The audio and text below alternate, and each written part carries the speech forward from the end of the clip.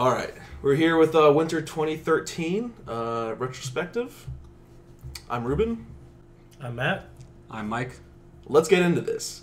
First, we're going to start with the shows that ended, that continued from, fall 2012? Yeah.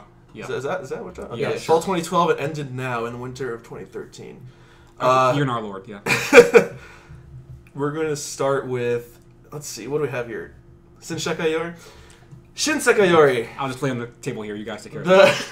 Oh God. I think in my last review I talked about the show being pretty good, but it hadn't really taken off yet. Now I can say this is literally the only show from that season I gave a 10 out of 10. Really? Yes. Wow. Okay. It was fantastic. I can't say a lot. Well, I guess I might as well spoil things. I mean, I still want you guys to watch it. One day. So I don't want to spoil it. Yeah. But good luck, but you know. I'll probably forget anyway. Yeah, I'll forget too. So. Yeah. But I'm a little biased because I love it when animes do time skips. And this thing time skipped like 5 times. I don't like time skips. It ruins the flow for me. But when the plot directly revolves around that, okay, then you yes. see as the characters how they deal with these things and these issues, because it's a post-apocalyptic world, and they're all telekinetic. Yeah. And just to see how they look into the past, what happened, why are things now how they are, and it was just fantastic. The thing is, you can't appreciate the first half until you watch the end, and that's why I didn't give it the best of reviews last season, because it was still it was still giving us why are we looking at this? Why is this happening? Why is this happening? And then you watch the ending, and you're like, oh my god, it's like a new show at that point. Yeah. Great characters, great. I like the art, great themes, and it just goes places where other animes don't a lot, and I really liked it for that. I'm not going to get too deep into plot. I think it's best left unspoiled. Okay. All right. It's a high recommendation for that. me if you like dark, heavy plot. And I'm not talking about plot like boobs. Most of them are pretty flat. Heaviest plot. Most of them are pretty flat. Dude, most of the girls. Ikutosen has the heaviest plot. But good plot, deep plot, great setting, great themes, and good pacing. If you like anime, you Very should watch good this pacing. show. If you like anime that isn't just harems, because there are a lot of people who just watch anime for girls. Yeah. But this isn't that. This is for people who like the serious anime. Unfortunately, I can't agree with the pacing because I gave it 4 episodes. That's how it was boring. And I couldn't keep You up. gave 4 episodes out of 25. Yeah. Right. But no patience. That's still more than I was originally going to give it because I was bored after 2. But I decided I was going to give it 4. And you know what? I was still bored, and it was not entertaining for me to watch. So I'm like, okay, you know what? No, there's already other shows that are like the whole slow build up, and then it doesn't get good till the second half. And I'm like, I am not adding another one of these. Go and understanding its pace is deliberate. It's very. I figured so, but there's a reason. There's reason. I know. By the end of the show, you understand why the pace was at what it was. Well, that's like it was with Steins Gate, but whatever. That's also story. fuck that show too, but whatever. Shut up. Whoa, Mike. Steins Gate, the #1 highest rated show on Ever? Anime News Network. Yeah, fuck that. All right. So next up we have Zetsui no Tempest. Civilization Blaster, and I'm actually the only one who watched this show. You know what? It's based off a manga. If you have any interest in seeing this at all or getting into the plot, I would actually suggest reading it, because this show I thought was going to be really good and it had potential, but when I got to the second half, I started finding myself behind because it was just less and less on my priority to watch, and for a good reason. It had a lot of, I don't want to say dead air time, but it was just, there was a lot of episodes like right after the halfway point that were just so irrelevant, and it's not necessarily that it's filler, but it was really dumb. Like, I don't know if I can really spoil this, because the whole point is that there's these 2 guys, one of them's sister gets murdered, and his whole goal is to find out who did it so he can kill him. But, CSI. Yeah. And dun dun. CSI. Mages. This other guy, who was his friend, was actually dating her, and he didn't know. So there's that. He was kind of hiding. But this show has like mages and magic and stuff like that. Modern day setting. It wasn't the worst thing I've ever seen before, but it's just at times I just felt, okay, what's the whole purpose of this? Like, what am I watching? What are they doing? So there's this tree of Genesis that supposedly is going to bring destruction upon the entire world, and the only thing that can stop it is by resurrecting the tree of Exodus. So in order to do that, they need what's called the Mage of Exodus, except the only person they came across that has the powers of the Mage of Exodus is this clumsy idiot that has no idea what he's doing with it, and he does not have the drive to do anything they want him to do.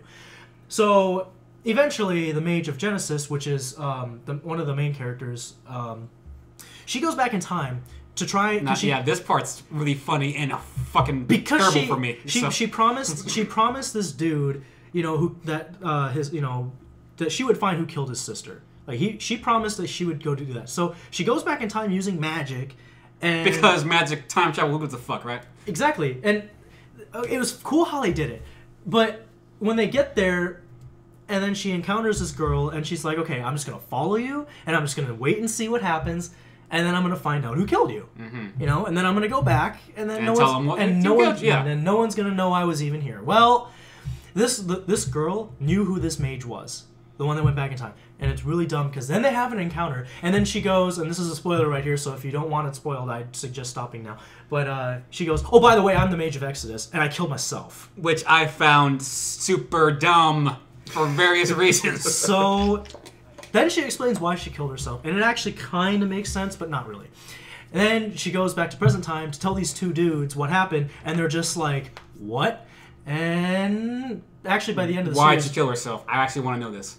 Supposedly, it's because she knew that they were going to encounter the Tree of Genesis, and the only way to get these two guys to work together and help each other out and save the world, basically, was to give them the drive to do it, and the only way she could do it was to kill herself. That's the only way? No. That sounds like a movie. It's like Minority Report. Really? When she... fuck. No, Paycheck. Oh. With Ben Affleck, I think it is. He loses memory after creating this device that can look forward into time. But in order for him... But he's going to lose his memory after he's done creating it. So after he's creating it, he leaves clues for himself that he'll get after he loses his memory to go find out what he did. Isn't to that stop pretty it. much Eden of the East? Yes, it's also Eden of the East. Yo, because writers was Eden of the East. I mean, let's see these American, American movie writers. Let's just take good ideas from anime and vice versa. Some people never fucking know and because make money. who the hell are going to watch it? Guys, I have an idea. I'm going to do it.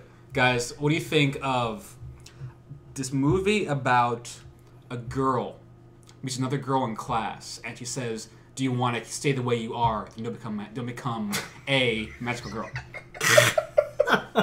Anyways, written by M. Night Shyamalan. She's actually a rabbit the whole time. Magical girl. That's something else. I'm not sure what yet. We'll discuss later. Directed by M. Night Shyamalan. Anyways, J.J. Abrams. That's all I think. If you already read the manga, I'm just saying, if you're one of those people who already read it, then you don't need to watch it. The show is garbage. So the only way was to kill herself. She couldn't think of another way. No. With not killing herself. Because the thing is that... hey, this shit's gonna go fuck. You guys work together on this. Because apparently it had something to do with passing on the power of the Mage of Exodus or some crap like that. It was really dumb. Okay, alright. And it really didn't make a whole lot of sense to me at the end, and I was just like... Okay, they resolved everything at the end, but at the end I was just like, these two dudes are just okay with this whole thing, and I'm like, what? What? No! And I don't know. To me, I don't read manga, so as a show alone, the show's dumb. So wasted potential. I don't know. I can't recommend it. It got like a 5 out of 10 for me. Let's go for it. And in the movie, QB is a Siamese cat. Okay. Next up. Ciao, ciao. You can't you can't talk a lot about this show. It's a good show. It follows manga great. It's the anime the mangas deserve for the last 20 plus years or whatever. They're finally doing it justice with a full-fledged multi-season show. They finished the first two parts, I guess. I'm not sure if Jonathan and Joseph like. I don't know if they separated the volumes by character, but we're gonna call it parts. But yeah, they finished the first 2 parts. I'm sure everyone who likes anime, watches anime, and is older than 20 has probably heard, read, or watched JoJo's. It's good, fun, great. Nothing I can really say about plot. I don't know anything you have to say about it. No, not really. No. The thing Is there time travel or time splitting? Not yet. Not yet. Oh, there will be. that's where I got in. So the thing is I actually didn't get into this until way later because originally I wasn't gonna watch it, and the reason being is because I have a couple friends who just. They just won't shut up about this show. And the thing is they're like just barely 21, so I'm like, okay, you guys saying you're watching this because of nostalgic reasons is BS. I'm 5 years older than you, and I've been watching anime much longer than you. Math question. They're 21. He's 5 years older. Pulling the age card Which here. one? So how old is he? You get a prize for answering. So you're 35, right? 35. All right. anyways, so that was the whole reason, was because when you have if you watch anime for a while, or if you've played games for a while, and you have somebody who's just bugging you to get on it, and they never shut up about it ever, like no matter where you go, there's just people talking about it. You like, would do it eventually. It's either you do eventually, or you do it when their hype dies down because you're tired of hearing about it all the time. So that was what it was for me. And after I started watching it, I was like, okay, this show is actually pretty good, despite the fact I don't care for the animation style or the art style, because they're going back to like what the original manga was. I didn't care for that all that much, but the show is still fine. It's not... I can't say it's the be-all, end-all of the season like a lot of people make it out to be. You mean 3 people? No, there's a lot of people. Okay, well... You obviously don't troll the anime forums, Mike. No. There's a lot of people... Because fuck forums is why. Fuck forums? There's Tumblr for life, right? Yeah. There's a lot of people... Also, fuck forums is pretty fun. That's different side entirely. But. Anyways, for those of you who don't know what JoJo's is, haven't heard of it, haven't watched it, it is battle shonen manga, and it's fun. It's well written. It's not like your typical like Bleach, Naruto, type thing. It's classic. It's I prefer it over those. It's the shonen that shonen's shonen from. Let's go with that way. All right. So next up, let's see, Bakuman. No, Bakuman, man, Bakuman 3. Plus Bakuman. Again, Not a lot to say. This is the 3rd and last season. Where are they in the show now? No, they ended. It's ended. Okay. The manga ended, and the show ended. They got married, It's all right? done. Yep, they went. I mean, it ends how you think it's gonna end. Yeah. They become the most popular artists in Japan. They get anime. They get an anime. They get an anime.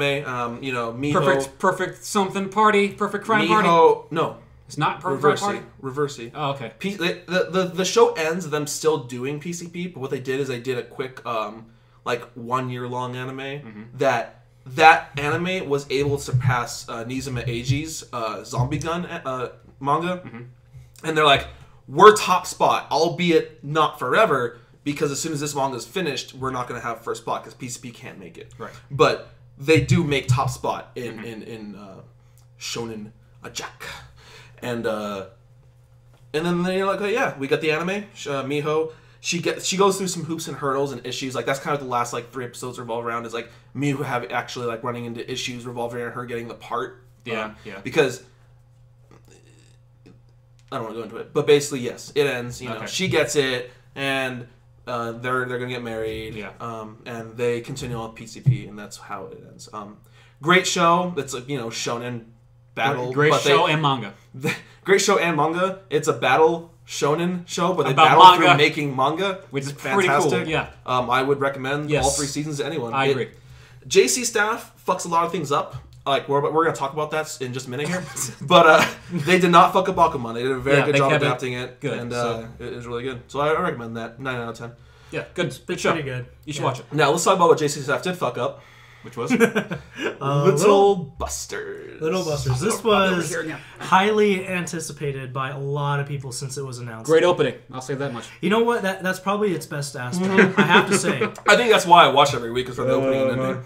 The opening and ending were really good because the thing is, it's the exact same opening and ending from the visual novel, but they redid it. Not just a remix, they actually re-performed the entire thing, and it is infinitely better than the original one. And even from Ecstasy version of the visual novel, it was still better. But I never played the visual novel, but I have a friend who did. and they do pay some liberties, as far as when they fight each other, they throw random things into the crowd, and it's just your weapon is the first thing you grab, and the loser gets bestowed an embarrassing title. Okay, so they kept that, and that was cool. But they kept a lot of things. But I mean, like, the thing is this whole season was nothing but arcs for character development, and there's going to be another season apparently, because there's an actual linear plot to it. But they had to do characters first. And the problem that I have is that there's only actually one character's arc that I actually cared about, and everybody else can just go die. Haruka. Yeah, Saiga's Haruka. She's the only character that I cared about. Everybody else can go die. Oh, except for Kyosuke, that guy wins. Kyosuke's cool. When Kyoto adapts key games, they do it in a way that they don't overuse anything that they do in the game. So you see like a running gag or something like once, and they'll do it for the fans. They'll do it because it's part of the game, and it's tasteful the first time, but they let it go. Like, that was a highlight. Let's not run into the ground. And they also portray the characters. They bring out the entertaining parts of characters, and they do a really good job. JC staff decided, it's a running gag in the game. Let's do it about 5 times in the show. It'll be funny every time, right? Okay, good. No. They did when they early on in the series, when they were in the room and they were talking about oh Lord, God, what's the muscles guy named? Masato. He said, they kept calling him silly things, and they would like give him the title and everything. Remember that episode in there? Yeah. Like, they did that once, and it was fine. But they did the freaking cafeteria battle so much. It was kind of pointless. It felt like a lot of the character plots just came out of nowhere. They didn't really build it up to it. Like, an episode started, and all of a sudden they had this pressing issue, and they had to resolve it, and that was the character arc. There was nothing smooth. The pacing was not smooth. The flow, it just wasn't good. Yeah, it's okay. Time for next character. Bam. Yeah, like there was the transitions were pretty horrible. Yeah. And I don't blame JC staff for this, but I don't like the characters in Little Busters much. They could have worked on it and maybe changed them a little bit, but maybe there are fans out there that honestly like Komari. What's wrong with her? She's a little. I can't take it. A little Jewish? No! Jews? Are there Jewish Japanese people? I don't think there are. I don't know. I don't think they exist. She just kind of sucks.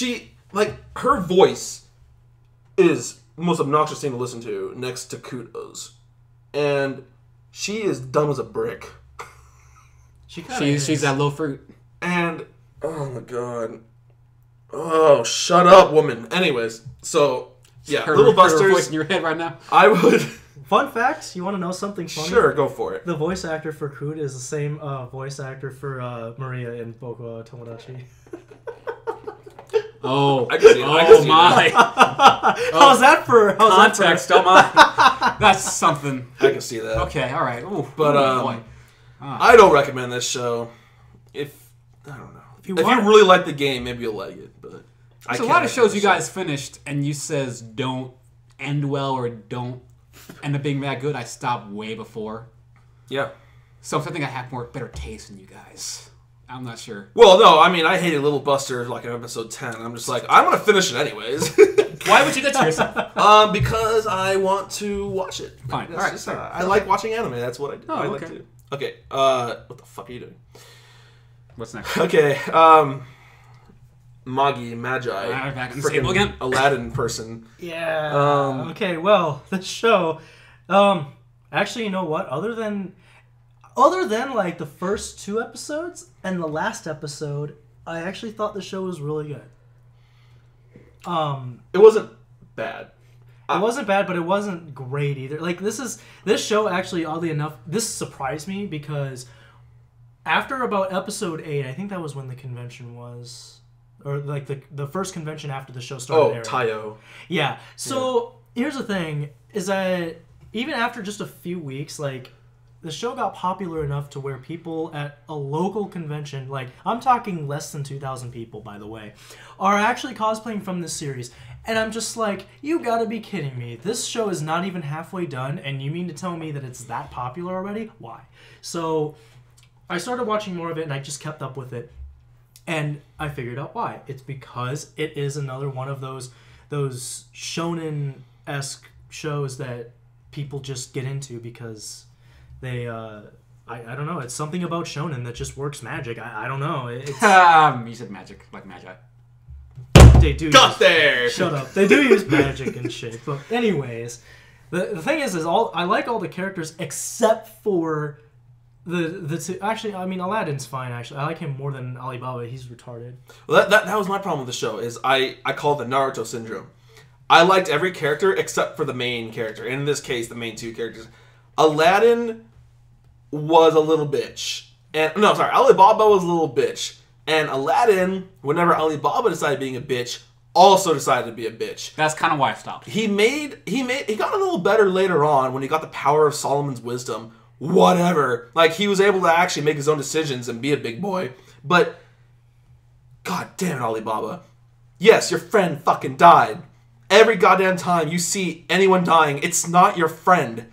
Holy shit, get over it. Like, the dude fucking backstabbed you. It's like if your best friend, like, killed your mother or something, and then you killed him after he transformed into a demon. Fuck that comment. You're like, but you were my best friend, and every time I see someone die, I'm gonna think of you. You start thinking ham-handed writing here. Well, okay, it has source material, but I don't think the source material. I don't know. I don't know what to say. But I like the idea. I like the idea of, clearing dungeons, getting riches, getting genies, bitches, getting bitches, genies, growing power, whatever. It's Genie shown. bitches. Sinbad and his group were great characters. Sinbad's an awesome guy. The Co-Empire, the Princess and Princess. I love Sinbad's comedy. Well, cool characters and everything. But, anyways, do you want to talk about the last episode? The last episode, okay. What it felt like to me was, oh, it's 25 episodes, not 26. Uh-oh. Let's rush the ending, guys, and just say, okay, we're just gonna wrap this up in 10 minutes so that we have another 10 minutes for the epilogue and then advertise for the second season coming out in fall. Got there. We're good, guys. And it's like, so there's this dude he's like the guy, the shadow guy that's always been like working everybody from the shadows and like screwing everybody over. The Golden King? No. Oh. Anyways, he's like I don't know. Okay, so for anyone who's ever played like the Fire Emblem series, you know how there's always like the big empire that's like the bad guys, but then like that there's like that dark lord in the background that's just using them so that they can take over everything in order to resurrect like a dark lord or some crap like that. It's kind of like that guy, but in the end he's like trying to leave because this is shonen, the good guys have to win. And as he's running away, Sinbad, who was cursed and couldn't use his power, is just like, whatever, you know what? I'm just going to teleport right in front of your path and just one-shot you. Screw you. Get out of here. Oh, by the way, that curse, I was already cursed. So too bad. I hated that. It was dumb. He's like, boy, this curse is really fucking me up. I can't possibly protect my kingdom. By the way, I was already cursed. By the way, that curse wasn't good enough to hang with my curse. So my curse decursed the curse. GG. By the way, Shigo Hadoken. Magic. I was like... I fucking hate magic. I was like, you spent a good 5 episodes bitching that you couldn't do anything because the curse had sealed your fucking power. And he goes Super Saiyan on us. I'm like, oh my god. Guys, it's joking. It's actually fun the entire time. You guys totally fell for it. Super cool. I watched this last episode and I was like, I could say like 7 different points where I could just bitch about it. I was like, I'm going to forget it all by the time I record this. And I kind of am. But, let me try to think here. What about No. What? Okay, the first thing that really fucking got me was Hakuryu, the prince. He's like, by the way, I captured the genie at some point. Hold on, let me summon him. Now we can beat Alibaba. Don't worry about the last 3 episodes of complete ass whooping we just got. oh, and I lost my arm. Don't worry, I had actually gotten the genie the whole time. Oh, yeah, that thing. Man, am I embarrassed. Hold on, okay, so you guys go. My arm didn't have to be cut off. That's right. That's very dumb. The dungeon master of that one they were in, Zagan. That's very dumb. It killed me. Oh my god. That was so retarded. Well, and then what's her name was like sitting, like laying there recovering in the freaking treasure room. Morgiana was bleeding out the eyes. She was so close to death. Yeah. And then 2 episodes later, she's like, I think I got a few more kicks in me. She just pile drives fucking Alibaba and beats him. I'm like, adrenaline. What? You were bleeding from the eyes. That's how much adrenaline. So the whole last fight. No, magic. Magic. So the whole last fight in the dungeon was one huge Deus Ex Machina fest. And then the fight outside the dungeon. Okay. Oh my god. Okay, here's the next part. See, I'm remembering this now. When the dude in the wheelchair beams the magic chick. And the little shards of her metal. Not only did the shards come off, some of those shards were covering her boobs. I'm walking away. So she... What? I'm walking away. No, just don't. No, it's really dumb. I'm getting water. Okay. So... He beams her boobs and her like shoulder pieces, which are made from like metal or whatever. So for the first time in the fucking show, there's like, oh, I gotta cover my boobs because there's fan service happening. And then it shows she starts off, and then she's like, by the way, that shit that you just happened to blow off, not anything else, but just what you blew off, had me ancient magic devices that stored power. What? Letting me use my ultimate power shield. So I'm going to reflect your humongous beam in the perfect trajectory to kill all the purple shit about to destroy our country. Alright, good. Took care of half of that. By the way, you're dead too. And then the lizard guy's like breathing fire or whatever. It's fine. How show did you watch? Wait, how do they get rid of the rest of it? Like, she blew up like half the purple shit. Right, then, she angled it. But there's still some left. I forgot how that... No. The one girl who was flying on the thing that controls the sea, she decided to do this like big giant tidal wave and just go... Oh! Yeah. This show sounds really dumb. Like, by the way, I'm Avatar: The Last Airbender. Big tidal wave and gone. There's like this good. I was able to do that. Don't worry. as audience surrogate, this show sounds really dumb. The last episode was the worst thing I have seen all season. Holy shit. Yeah. Other than that, though, the show is actually other than that piece of shit, it's pretty good. No. Other than the worst episode ever conceived, the rest of the show and then make up the rest in your head was a show that wasn't that bad. All right, well, I feel like there's something else really bothering me too. I mean, yeah, the whole Sinbad thing, I guess, happened. Wait, no. The co-Empire princess. She's like, let me help you. I think she's the one who summoned the tidal wave. Yeah, she had her Jin equip. She folded Jin equip. That's right. And then she summoned the fucking tidal wave. Whatever. That's fine. Like I actually expected that. Anyways, enough about this subpar show. Let's go on. Finally, Mike's turn. What's up with Aikatsu? Remember I talked about Aikatsu 3 months ago? It's kind of the same thing, except now she's with the main girl, who's the star. And wait, she's with the main girl? They're like a tag team. It's like a duo. Oh, okay, sure. And it got kind of dumber than usual because...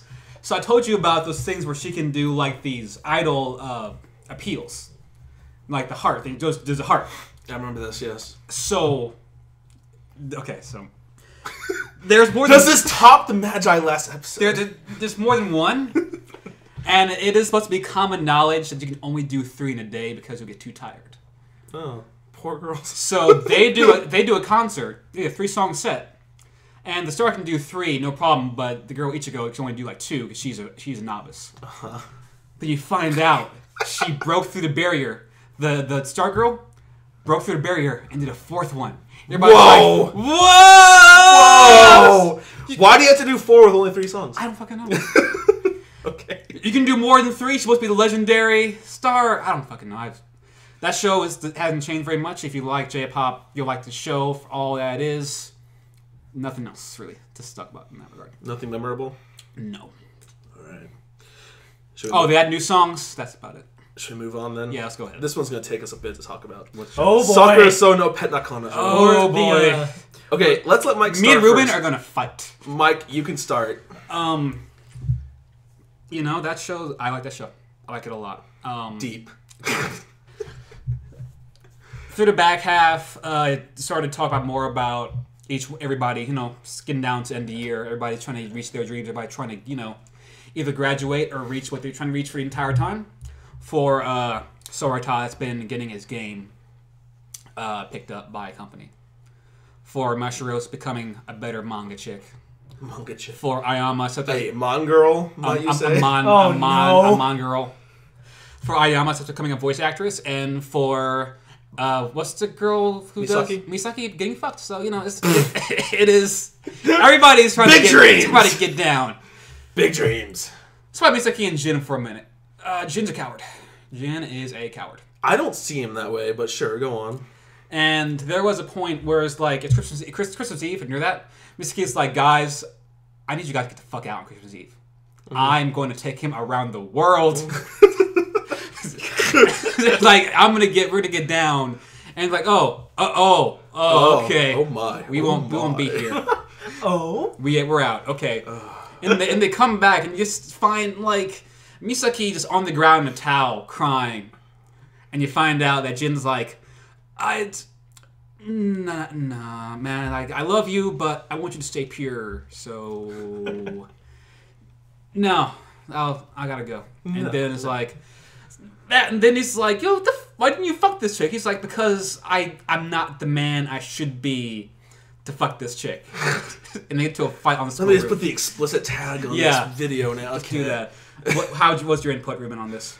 So, this show, I pretty much watch every freaking slice of life romantic comedy show that ever comes out because that's totally my thing. But it's fine. The problem is this show also suffered from the Naruto syndrome. I could not stand Sartakanda. Well, I could. Holy shit! I totally could. Every time he opened his mouth, every time he made a decision, I was like, oh. So I talked about this show as well 3 months ago. I don't want to beat the dead horse on that. I'm going to talk more of the ending. I think the number one problem I have with this show, and what really kind of got me in the end, was I feel like it was pandering to the fans. Because you have a girl, Mashiro, who comes into his life. She's like, you have this pink colored life or whatever. Whatever the fuck that means. Oh, they explained that. No, yeah. she asked him, like, what color do you want to be? Like, I think you're going to have a pink colored life. Whatever. So, she is helpless without him. She does nothing but make him feel shitty about himself. He literally tells her near the end, like, I hate you, I despise you, I despise what you are. He's like, whoops, I said that out loud. Yeah, he should be frustrated. He's like, oh, you helped me with our game. They declined my game. But they want you to be like a lead artist for them. Congratulations. I should never put your art in my game. And then Rita's kind of the same way. And she was the same way. Well, I'll talk about Rita in a bit. But like, Mashiro has done nothing that cause him angst, trouble. He has to do extra work for her. Like, you know, wash out her panties and dress her.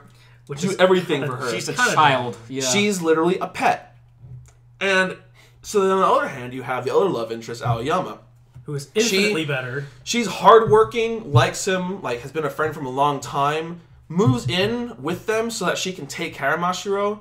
Because she doesn't want Sartakanda to be seeing another girl naked because she likes him. Right. B, because she's like, oh, it's kind of morally wrong for you to be like washing another girl's panties. Like, I'm going to take care of this because I love you. I'm not morally wrong. Weird, but not morally wrong. And and also her own like self-interest. Like, well, I want to be closer to you. And if you've got this other girl like that you're spending all this time with, you might start to develop feelings for her. Right. So, but I mean, they help each other mutually. He helped her with her voice acting. She helped him, feel better about his game design and stuff. Yeah. I mean, the main guy who helped him with the game design was Akasaka. Mashiro did close to nothing. She drew stuff. She drew something which eventually just caused more angst. And I think he asked her though too. So he did. That's on him. No. Yeah. No, she drew that image for his rhythm game. Yeah. And she's like, "Do you want to use this?" He's like, "I would love to use this." He said yes. He agreed. Yeah. And like, who wouldn't? Like, it's gonna help your game. But anyways, then he chooses Mashiro in the end, and I'm just like, not explicitly all that much. Pretty much, she's at the train station about to leave. He's like, "I love you. Yeah. I want you to stay." And then she comes running back. She's like, "Oh, thank God." Like, oh, okay, well, Cool. I thought you hated me because you kind of do. okay, well, if they're together, I really could not tell. But Aoyama was the proper choice in every sense of the word. I thought she was boring. The only reason they chose Mashiro is because she's the main... She's less boring. She's the catalyst of the show. Yeah. The show happened because of her, obviously. Yeah. The title of the show is her. Yeah. The pet girl of, Right. Sakura. So. But I feel like that's the only reason that she was chosen, because she was the catalyst. She was the point. Yeah. Aoyama, though, in every sense of a relationship, I actually enjoyed her. I liked her. She was thought she was okay, but she as a girlfriend, like No. let's say, like, in real life, like, if you had someone like Aoyama and had someone like Mashiro, Well, yeah. I mean, But the logical choice is Aoyama. as a fling, I was like, yeah, sure, why not? Well, the fling with who? Mashiro. That sounds Fling weird. it up. She's a pet. Yeah, fling it up. No. But- Like Saints and No. shit, just fling it. Anyways, No. I loved Misaki and Jin. They kept me going in the They show were great. about the midway point. Like, Yeah. they're the whole reason I didn't drop the show. Rita, when she showed up, She was great, and too. she was with Akasaka, feels a little weird. Probably wouldn't happen in real life. In terms of anime, sure. It was okay. Akasaka, I liked him as a character. He was level-headed one. He was the realist. He grew a bit, as a character. Blah, He blah, grew a blah. lot as a character. Yeah. Rita was just fun to watch. I love the Rita really knew Mishiro from when younger, and she went through the same shit that Sarata did. Yeah. Where she both painted, but Mishiro's painting was much better. That no one gave a fuck about Rita anymore. Right. And that was Well, no one gave a fuck about anyone in Mashiro's school. Right. Everyone left except for Rita. Yeah, because they were always outclassed. They could. Well, that's personal issues within themselves and their confidence, I guess. But Well, art always has a thing with being competitive and needing to be the best, because the thing is with when you're in that kind of industry is if you are not the best, you're last. then you don't get it. So, and that's kind of I kind of see that struggle with game design and voice acting and all this stuff, because it's all an art, and if you don't have the impact, I guess, for lack of a better word. Impact! Because we're going to talk about that in a little bit. Oh, great. Anyways, yeah, if you just don't have it, you're never going to succeed. Yeah. And I admired the determination that these characters had in They worked going their asses off. going after what they wanted. Yeah. My personal thing is I thought Misaki was a little overbearing. That's her whole character, though. I know. I got that was her character, but even for that, I thought she was just a little annoying. But I tolerated her because they toned it down just a little bit when they went more in depth with all the characters. Actually, I thought their moderator, their teacher, She was cool. I forget her name. Sensei. Sensei. Chihiro Sensei. Yeah, Chihiro. that's what it is. Okay, see, I thought she was good. I liked her relationship with the game developer. It's funny. Yeah, it's like it. Who actually looks like he could be Jin's father. Yeah. I actually speculated that for a while, but I don't think it would matter either way. no, it would. Oh yeah, I need to talk about Jin when you're done too. But go on. Yeah. Well, Jin, I thought he was an all right character, but he didn't. His personality didn't interest me all No. that much. I was just like, okay, he's a dude, whatever. Yeah. But really, actually, Aoyama was probably my favorite character aside from Rita, because I thought those two just had those two. I thought they had the most. They were the most entertaining to listen to and to watch for me personally. Like, Sorata's a little bitch, and I didn't like. But him. I was cool with his little bitchness. I thought it was kind of funny sometimes. They made it. I think that they just emphasized it a little too much, and I'm just like, I don't know. Even for being in high school, like He wasn't a bitch all the time. No, but he was just. He annoyed me a little bit, but not nearly as much as Mashiro. Dude, he fucking decked Jin when it came down to it. He did, yeah. That was one scene, but I mean, Well, like I said, he didn't annoy me nearly as much as Mashiro did. She has no personality. She's so boring. I find Oyama to be more boring than Mashiro, all told. I do not. Thank you. Because, I don't know, that is one of the Dere archetypes. She's, I think it's Dandere. It's like you have like no... You don't show emotion, really, except for, like, subtle things for, like, a specific character. Oh, like Yuki and Haru. Yes. That's what she is. She's Dandere. And I don't know. I don't like Danderes like that. I kind of do. I don't like Tsunderes as much, and Oyama's pretty Tsundere. That's because they're... Well, Tsundere is the most comedic type, so it's the most fun to watch. Also the most common type, and also most flooded market, so... But again, this is you know what? Speaking of, we were talking about JC Staff earlier. They also did this show. Good. Yeah, it's decent. Did. And I actually don't think they did a bad job with it. But I mean, no, they didn't. This is based on a light novel, which I never read, so I can't compare it to anything. But just as a show alone, though, I mean, I thought overall it was fine. I gave it a 7 out of 10. I enjoy it. Yeah, Jin for me. When I saw him in like the first 2 episodes, I was like, "This is why I'm watching this show." I loved how he was such a player. Yeah, because there aren't enough of that in anime. There are enough guys who are like, "I just slept with like 5 chicks." Dude, I am burning down there right now. And when you find out that he was dating Misaki's older sister, that's kind of messed up. I think that's not because he loves Misaki, but he didn't want to make Misaki. That's being a pussy, I think. So he went with her sister. I think it's being a pussy, and also kind of being a dick. It is, but that showed the growth for him because he didn't want to be with Misaki until he felt that he was a proper enough guy. It only took a year. Kind of guy. Well, that's a lot. That's a lot of time. You get a lot of shit done in a year. I guess the kind of guy he was in the beginning of the show, he hated himself when you really think about it. Yeah. He didn't like who he was. But the fact that he was able to put on this facade of like, yo, I'm a happy-go-lucky guy, just doing chicks left and right, and I got all the bitches on my phone number. Like, and you think, oh, that's the kind of guy he is. But in real life, he actually doesn't like that. He doesn't want to be that kind of guy. But that's how he relieves his stress and frustration. It gives some depth. Yeah. So when all his decisions relating to Misaki, I was okay with. I liked, and I thought they were right. And then what was I going to say? The episode where Mashiro, or when Sorata decked Jin, it was a good episode. Yeah. I guess I understand why Sorata did that. He still had to open his mouth for that. He could have just walked up, said shit, nothing, and just decked him. Probably would have been a better scene, because Sorata wouldn't have opened his mouth. But okay. I gave the show, I think, a 7. Also, Misaki is really good. Like, behind her weird, bubbly facade is really, insightful person that you won't see enough of in that show. Yeah. Which I would have loved to see more of that. Like, her speech, fantastic. Yeah. That's great speech. That speech was And the Sarta ran up and yelled in the microphone, and I thought that was pretty cool. And then I'm like, you open your mouth again! I was cool. I was like, yeah, this is dumb, and I'm down with this. Oh, man. But yeah, I think I gave this show 7 out of 10. Then they got married a year later. Yeah. Jin and Misaki. So. I gave and moved next door, I guess, because whatever. I don't know if I would give a C+ or a B- for that show. I would give a watch out of don't watch. If you like romantic comedies, I guess I'll say it's a watch. You like that? That's life shit. Get on that shit. It's pretty good, I think.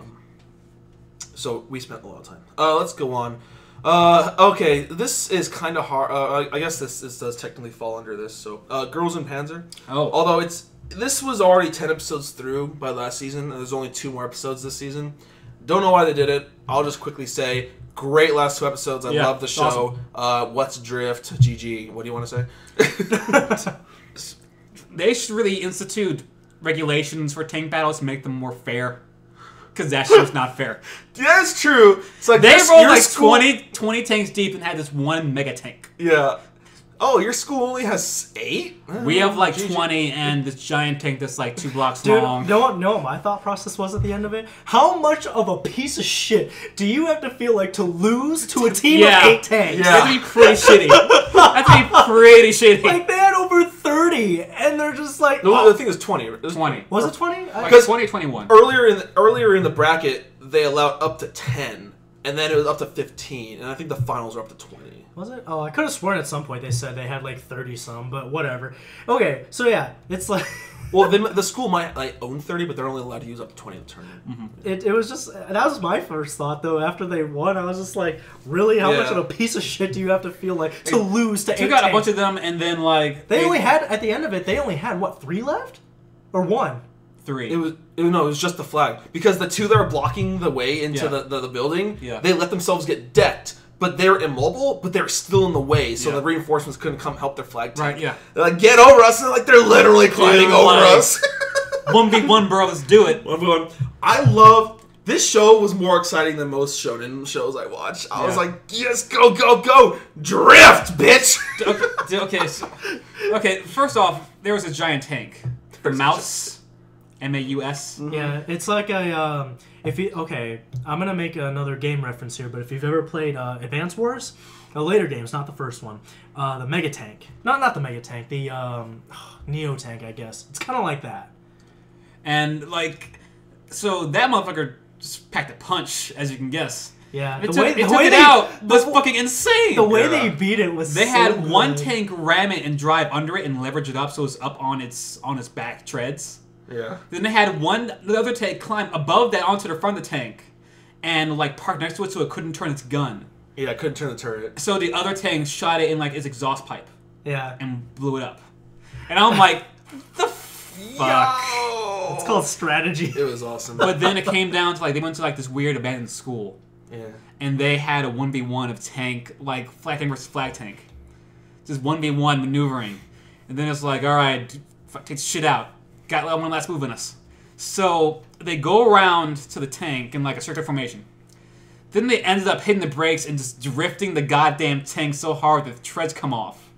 Drifted it behind the back of the tank and hit it and killed the tank.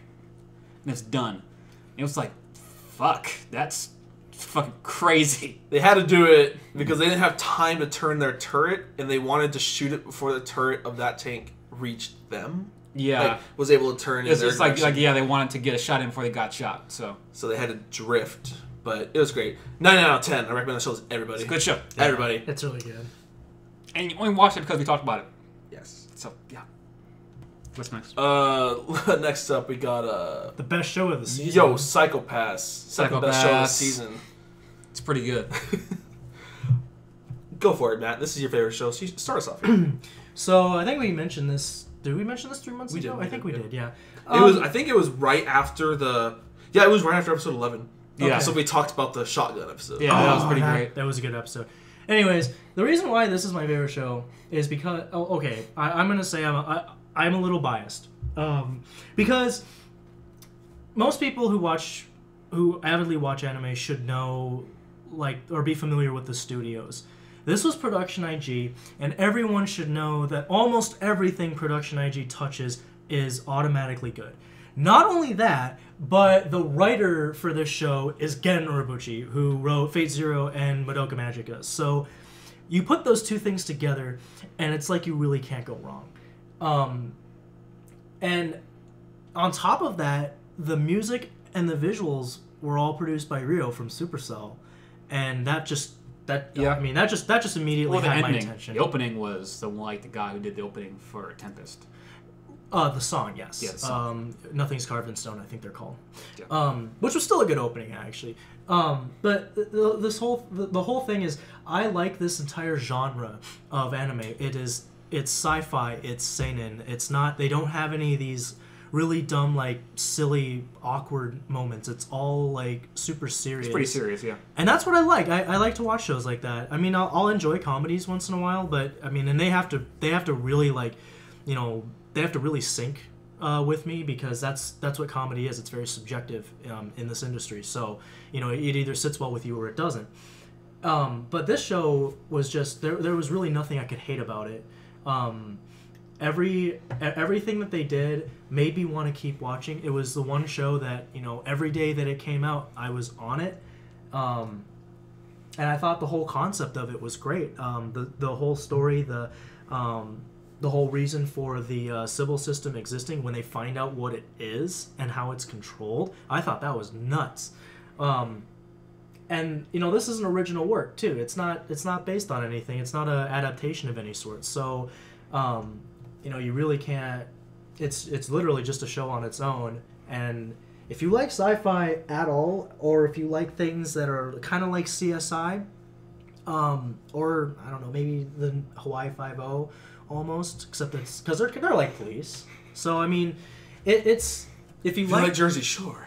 Right, yeah, same. If you liked, if you like those kinds of things, or if you liked Ghost in the Shell, this is definitely something for you to pick up because, I mean, this was, I think, personally, like the best show of that season and of this season because it went over. I would not say that exactly, but all right. I mean, if anything of its genre or category, it was the best. Yes, well. Yeah. Anything to say? I got like one short thing to say, so if you want to say something, go ahead. What's the guy's name? Akishima? Yeah, that's the bad guy. When he really became a central villain, that really took off because he was a guy who thought that policemen, like detectives, are cowards for letting a system decide for them what is evil and what is good. And he said you should make a decision by your own, not let this nameless system decide for you. And he kind of wreaked havoc and shown what kind of havoc would happen if, without your little system. And he was, I wouldn't say he was like the Joker, but Joker-esque in how he went about some things. Yeah. Showing that, like, humans are based on animals. And when fear comes into play, they will do anything and everything. Like when, people were wearing, those helmets that, suppress your actual... They copy a good psychopath around you, and then people started losing their goddamn minds. Yeah, that was pretty cool. The episode where someone was using a helmet and murdering someone in the middle of the street. Yeah, everyone's looking around like that's fucking weird. So what's up? What's going on here? Are they dying? That was surreal. And they're like, wait, everyone, they're dying. They're getting stabbed. Oh. Let's run around and. Let's get the fuck out of here. Yeah. But everyone's taking photos yo, what's going on? And everybody went around the city and shit like that. Yeah, everyone is so complacent. And then everybody started panicking I saw that guy in a helmet. No, I wasn't. Get him. And they just started fucking people up just out of fucking nowhere. Yeah, it's you were wearing a helmet, fuck you. Just how complacent people became because they're oh, there's absolutely nothing that can happen to us. We are in a perfect society. I will never be in danger. Yeah. Ever. And so they see a murder happen, they're like, so what do we do? Then you find out what Sybil actually is. Yeah. And it's kind of crazy. Yeah. So what is Sybil? What is Sybil? What is Sybil?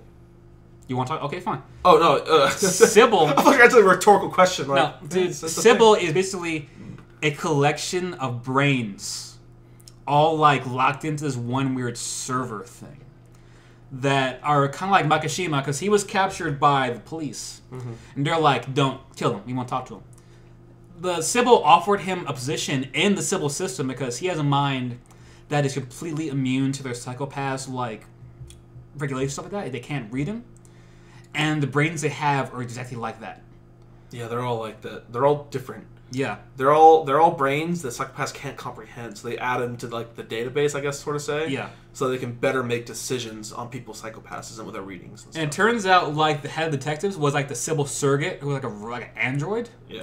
And he's like, nah, and he fucking fucks the android up, and then bounces. And it's just it's crazy.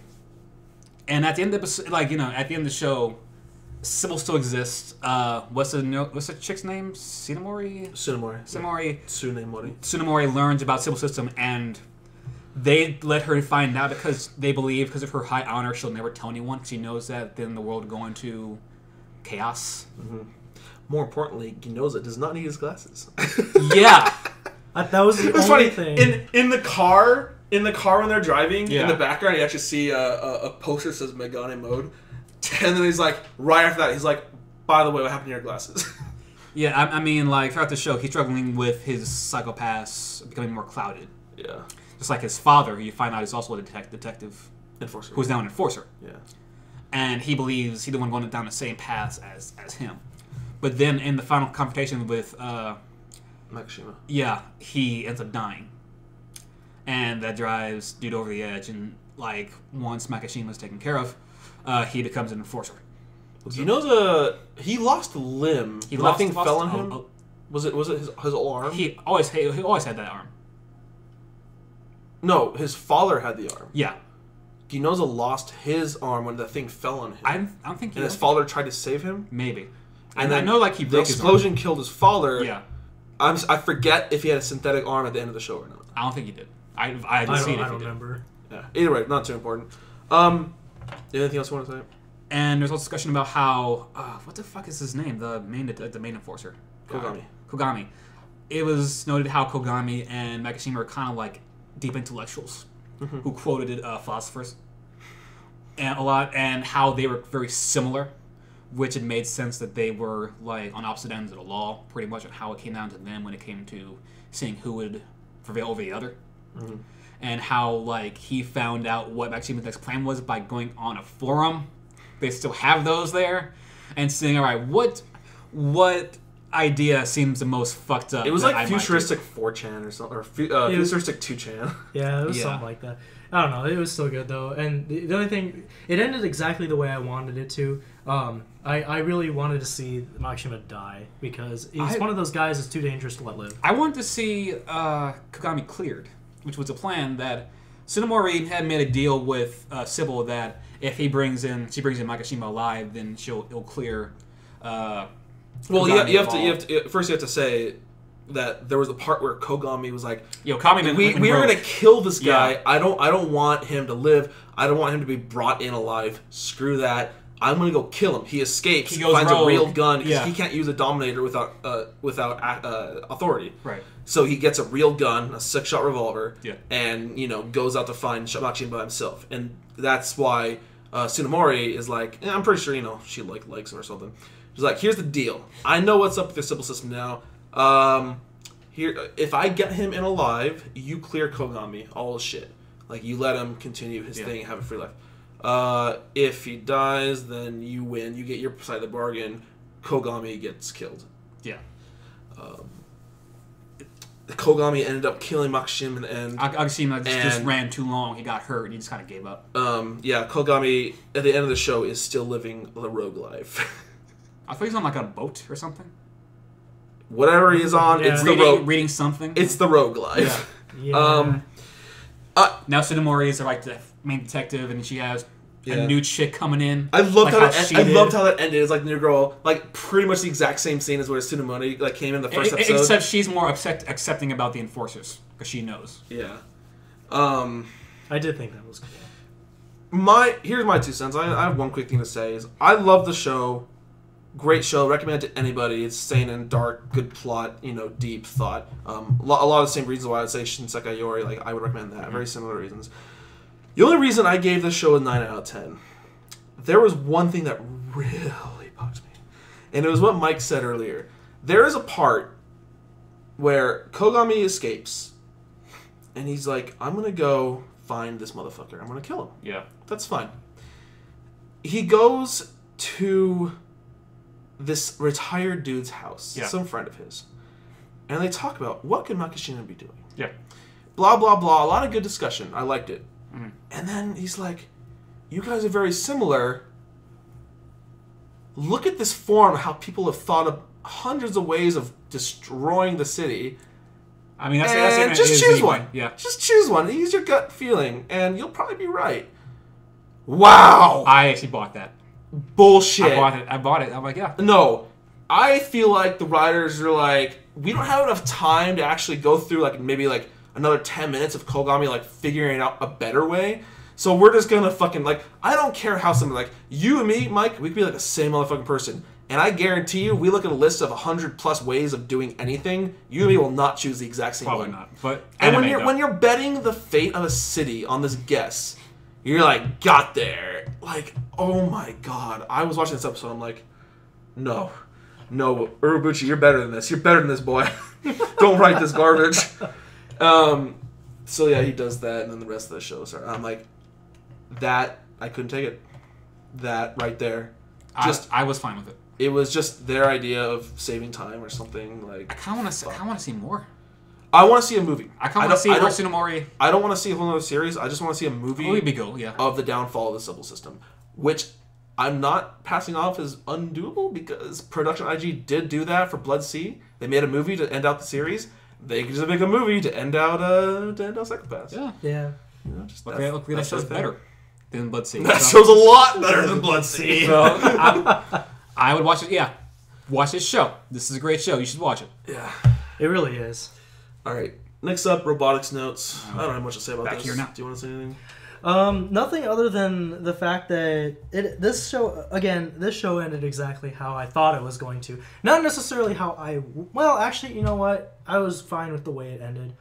The whole idea of this dude existing on the internet just as a conscious being, and then being able to completely take over a person's body, I thought that was actually kind of dumb. I'm actually to this day not sure how he took over her body, but I don't care. Yeah. The rest of the show, like, that would have bugged me more if the rest of the show had been spectacular. The rest of the show was just a little above average. And that was just a little above average, plot holes, willing to... Either I didn't get it. Like, that show had a lot of talking and plot that sometimes I wasn't able to follow perfectly.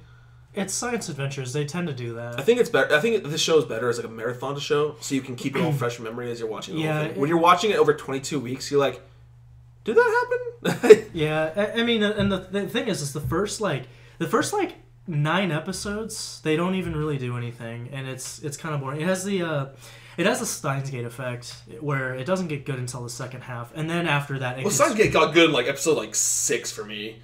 This show took 15 episodes. It was for me it was 13 or 14 episodes before this show really got good.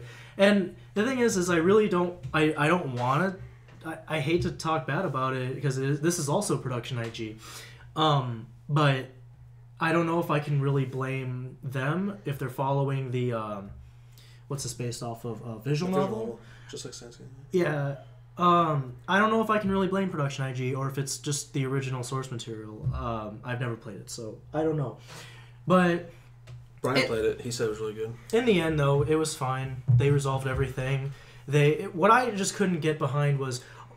This was actually one of the major plot holes, is something about the last episode of this anime that they watched being leaked or something. What that had to do with a solar flare and with the robots taking over or some crap like that, going out of control. I thought that was retarded, and they never came back to it and explained anything about it. They did touch on it, but it was really vague to pick up because Kojiro Frau, the frickin' hikikomori girl, her mother was on the committee for making the anime.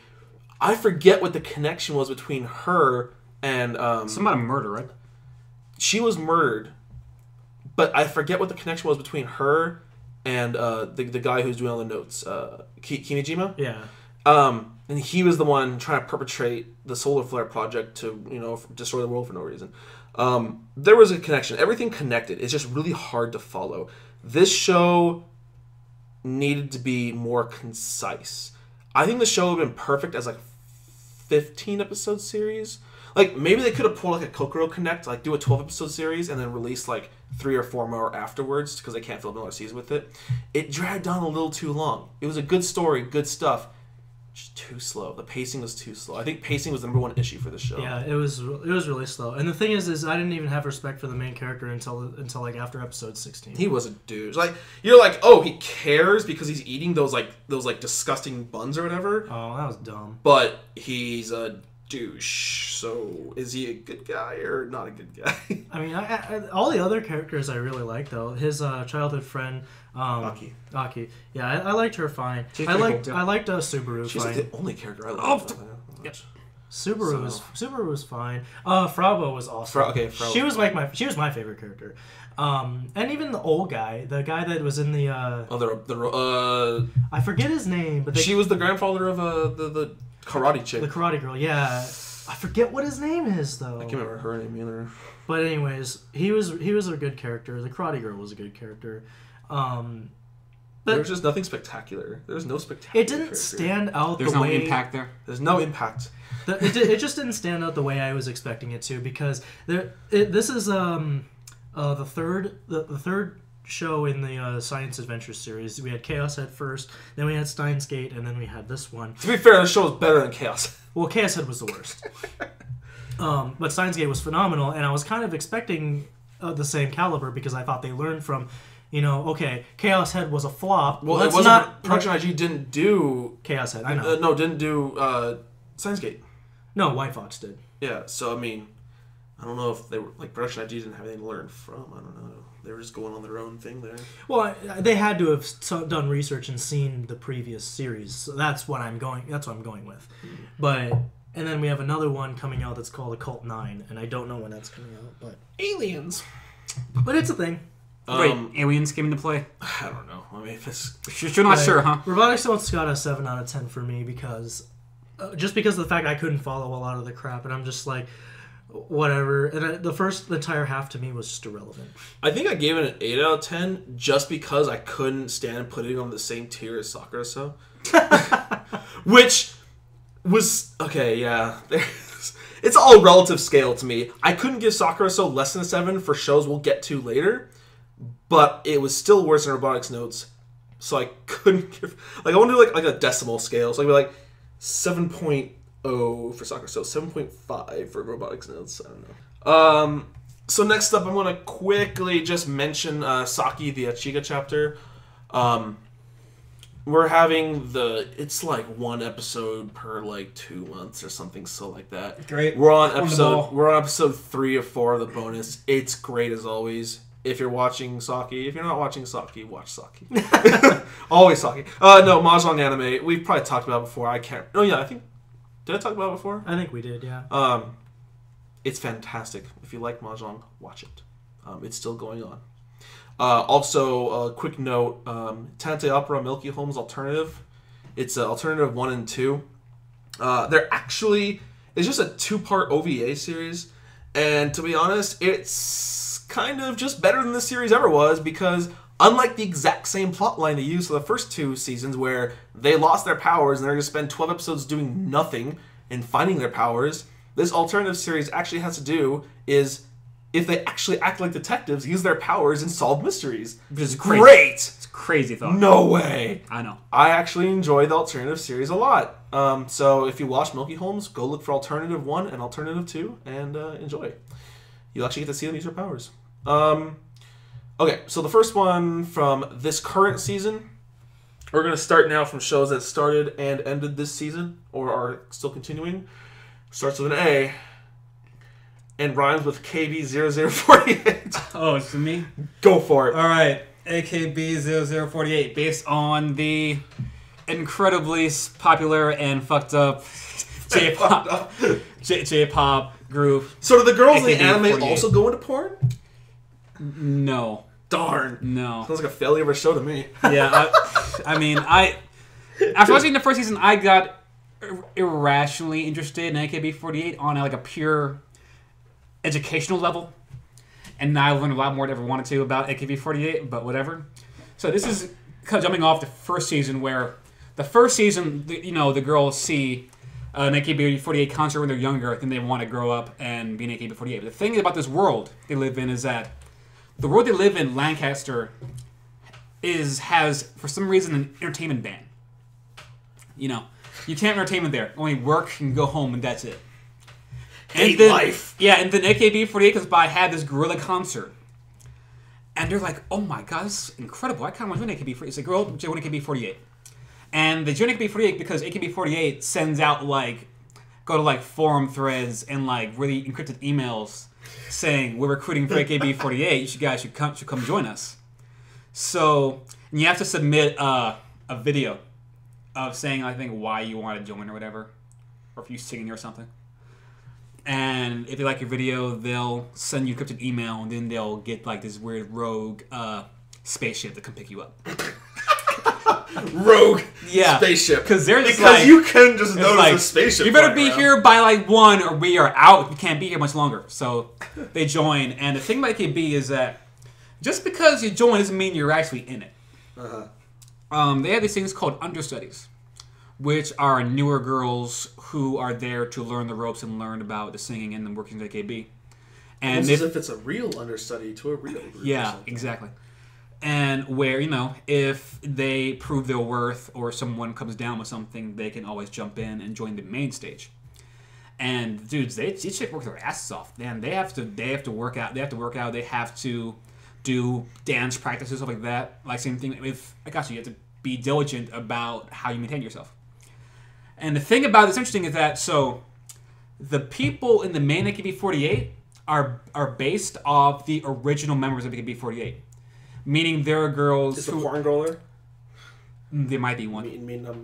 No, she cut her hair because of the whole. Oh, God. Yeah. Just the fact that you. Never mind. Let's go on. Yeah, it's like these girls are like they have their own names, but when they become a successor, okay, here's where it gets weird. They live in a world called, I think it's called Akibastar. Akibastar? Yeah. Where they have daily concerts, of course. Daily concerts? Yeah. Oh, that's ambitious. Yeah. And that's where they live and train and everything else. But there's like this weird cult aspect to it. Where there's this weird omnipotent being that they call Sensei. And it's just like... What? Sensei. They call it Sensei. And the thing about it is that every now and then they go down like this weird cave that is worshipped, where they have like this weird, what's like the clothes they wear for like worshiping? What are those called? There's a lot of things that are called ceremonial robes. Yeah, kind of like that, and like headdresses. Where they go to Sensei and they see what he wants and what he has decreed will happen. So he will he will decree like that there will be like a new successor. But he won't say who. And there's these things called like the curia, which are like small little like orb-like objects that glow brightly when you have the essence of an idol. When you have determination, when you sing really well, when you try to spread your love, these curia glow.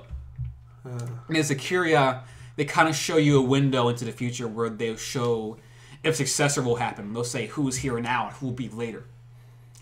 And you learn that there's one generation called the Forgotten Generation, where before these main girls came in, there was a generation where there should be like 15 of them, but there's only 2 left from that generation they recruited.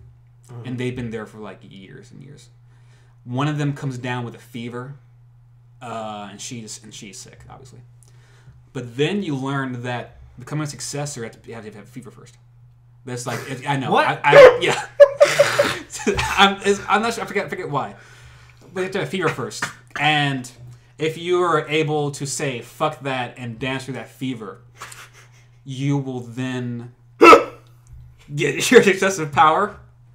What? And it'll tell you who you succeed, and you then take on that successor's name. Like the current AKKB, who is like runs the whole show, is showing the one named Mariko, is like 29-year-old woman who used to be in AKB48, and she's now the head lady. And it turns out this girl takes over her name, so she's now like Mariko the 8th. You go like this, like Minami the 7th. Yuko the 7th, like something like that. Mm-hmm. You become that number of the original AKB. I see. That's how that works. And in this season, it's these girls trying to become part of AKB.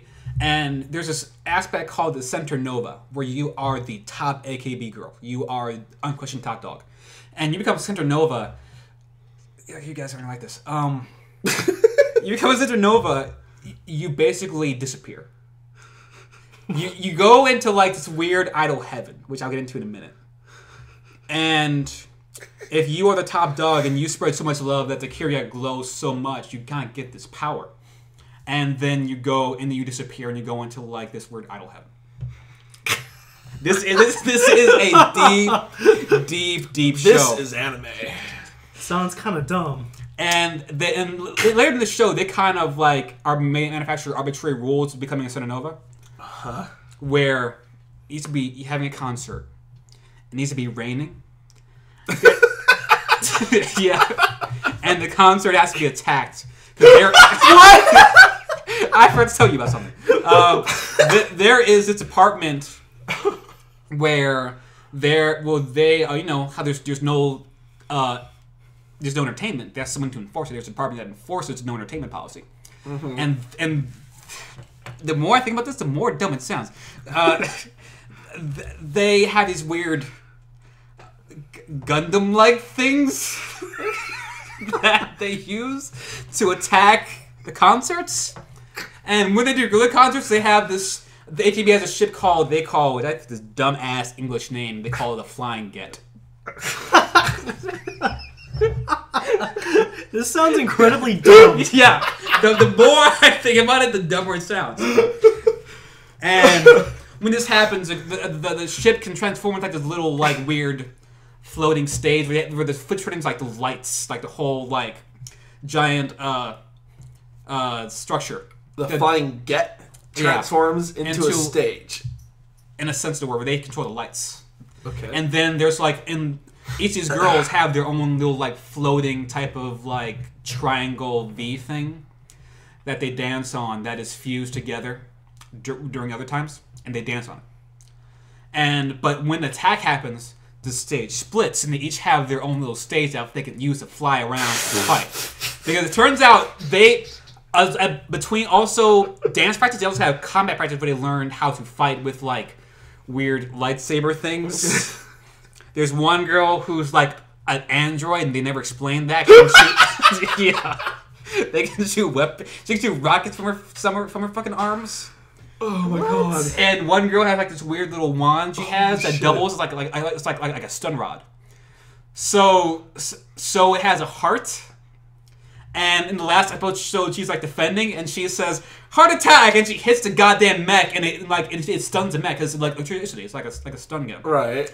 So stuff like that, and they use like weird lightsaber things they use to deflect bullets when they're fighting these mech things. And so like this main Yuko, as we watched the AKB48 documentary, is an actual chick in AKB who's actually the literally #1 ranked AKB girl. Mm-hmm. She's shown in this show, and she's the top dog, and she's what becomes Supernova, like previous.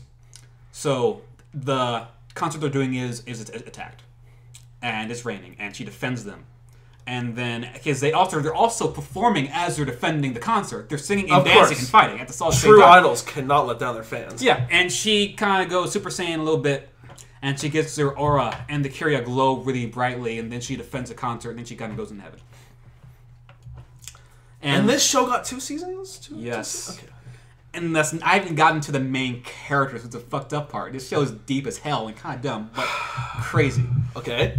And there's these main girls from Lancaster, including this one girl named Cherry. Chiera. Cherry. Cherry. Like so Cherry. It's like Shiami from Exorcist, but Cherry. Cherry. Yeah, and she is part of AKB, and it turned out like her father is head of this corporation called Vividred Operation, which kind of helps fund the department that suppresses the entertainment movement. And she didn't like that, so she left and joined AKB. And it's obvious she has the most talent. She's the best dancer, she's the best singer, she is the most driven. Is she on this picture? No. Oh, wow. None of these girls are main characters, actually. Okay. There's Yuko, though. Okay. I don't know what the fuck these pictures are. Her smile just looks like the most evil glare. And notice the heart motifs all over the place. That is true. Of course. Every girl has heart motifs on their hair and in their eyes and stuff. Because why not? Because why not? And so Cherry she has her own Kyria like pet that follows her around. Mm-hmm. And for a time, she's becomes part of AKB as like a stand-in. And then later this season, you have the elections, which they have in real life, where they decide who the new successors are, and she becomes successor, and she becomes part of AKB.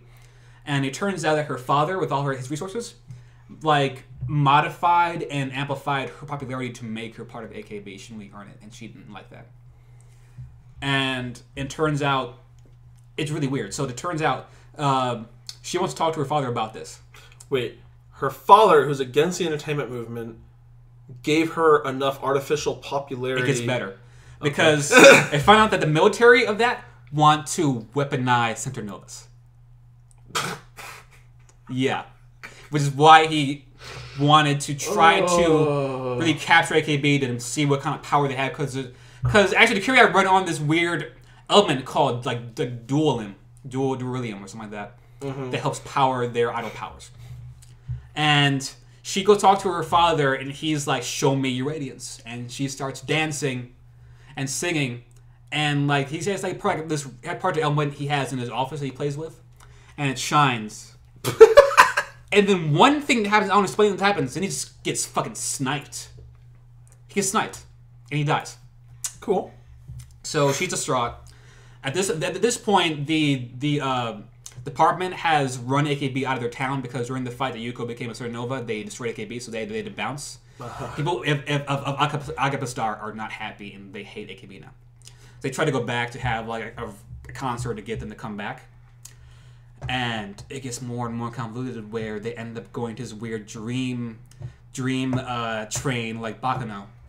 And they see a vision of Center Nova Land, where the Center Novas, you find out Center Novas, they go, is like a replication of current time Akihabara, where they have their current concert, where the Center Novas sing forevermore to make sure the world doesn't fall into despair with no entertainment. The whole point of the story is to don't get depressed. So yes, that is my master thesis on AKB. Who would you recommend this show to, Mike? If you like AKB a lot more than me, you love this show because there's so many weird, so many weird references. Like it's not like Love Live, though this did it first, where their animation just shows hand drawn, but their concerts are done in CG. Right. Who did this? Who did this? Satellite did it.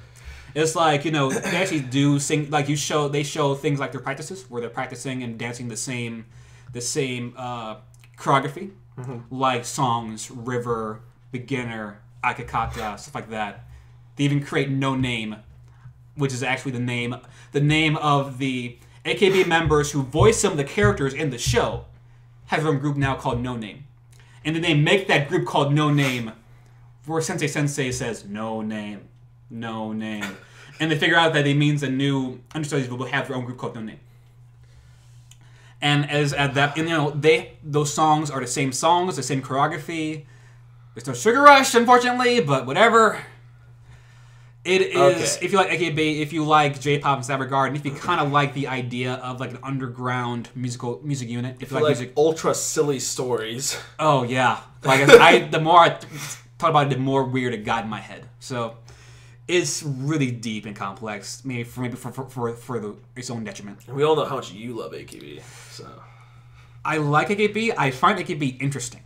Okay. Because of reasons I'm not getting into, that take too long. If you like music anime, you probably like this show too. It's a lot more serious than most music anime are, though. All right, we spent literally 20 minutes on that show. Yeah. Let's move on. All right. Ori no Kanojo to Sana no Jimi ga Shuraba Sugiru. Man, they love them some JoJo's, huh? Hell yeah. So this is my girlfriend and childhood friend. I guess, how do they translate that? Started a war or something like that? Or are always fighting? Or at ends with each other. I like when they have the name, like the whole purpose of their shows in the name of it. Yeah. It really clears it up. Anyways, yes, his childhood friend and his girlfriend are So it's such a fucking generic show. Okay, this show was fucking hilarious. I don't agree. With the first 2 episodes, especially the second episode, because of the JoJo references they made. Yeah. Where if you want to come home and have to read all of JoJo's first. You can read all of JoJo's. Which I found that kind of funny. And then she's like, if you want to be popular... Like, the whole point of the show is, the long-haired silver girl... She blackmails the main guy into pretending to be her boyfriend because he had an 8th grader complex when he was younger. Much like Chunibyo from last season, he's also a dark fighting fighter. Dark fighting, yeah. It's a really good name. But his childhood friend Chiwa, who's always spending time with him, obviously loves him. Childhood friend. And he also has less cup size as well. Well, yes. But anyways, that's the plot. But then they create this club called the Popular Young Maidens to rejuvenate Young Maidens to become popular. Sure, let's go with that. Yeah. The Neighbors Club. No, God, fuck that. Okay. So the really funny is the second episode where she's like, if you want to be popular, you gotta learn all the JoJo's. Carry a guitar around and just start saying names of Stans and JoJo's as your favorite bands. She's like, I love Red Hot Chili Peppers. And then, I'll give you these words. And then she reads the guy's diary, which she stole from him, of things he used to write, and he would always lose his goddamn mind. That was funny. Like, I like that. But the thing is, I forgot. Did I predict how the show ends from the first episode? Where the guy... Did you finish it? No. Okay. The guy hates love. He has this list in his house where he has a list that says, studying is everything. That's funny. Yeah. Don't do love. Make sure nobody thinks you're gay. Yeah, make sure nobody thinks you're gay.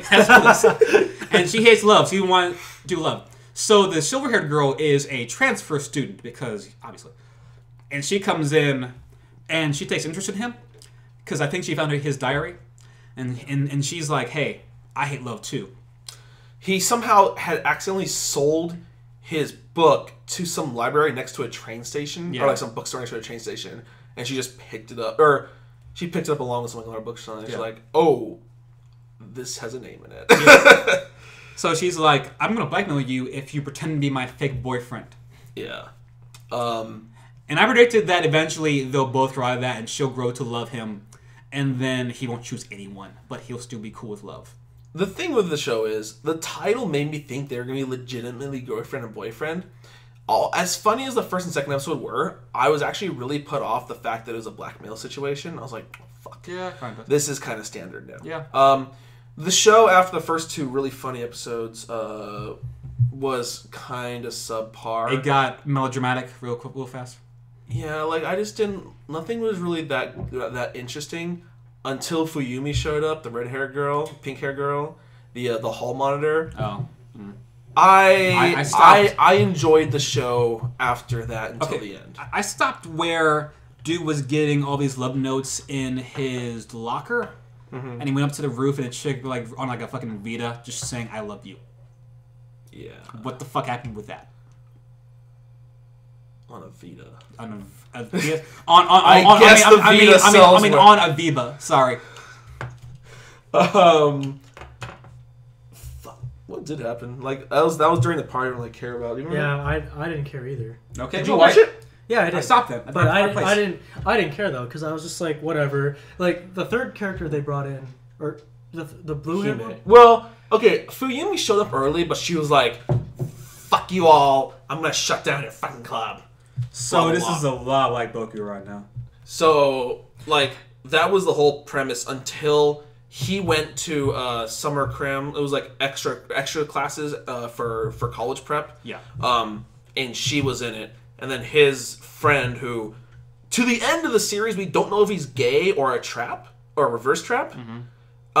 Me and a couple others are hoping he's just gay because it would be more interesting for an anime. Yaoi sticks. Because there's only been one gay guy I can think of. That's from Love and Elections. Yeah. But and it's hilarious. Like reverse traps, way too overused. But no, Fuyumi shows up because she's taking those extracurricular classes as well, and that's when she starts her whole charade trying to make him fall in love with her.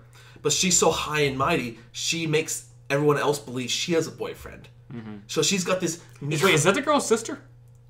Who? Silverhead girl's sister? No, her younger sister shows up a couple of times, but she doesn't have a huge part in the show. Okay. No, Fuyumi is the red-haired hall monitor from the school. Okay. And she makes everyone she makes everyone think she has a boyfriend named Mihaya.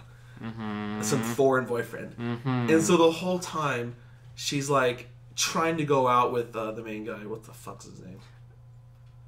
What is his name? I don't Sensei. I don't even. But she has to keep the charade up, and at times she kind of forgets that she has a charade going on. It's really funny. I love her. I love her. Eita-kun. Eita, yeah. Yeah, that's his name. I love her personality, her character, and in the end, he gets a paper cut and accidentally swipes the marriage registration. She's like, "Got there!" No, the end of the show. He actually falls in love with Masazu, the chick who's black. Oh, really? Yeah. Oh, how about that?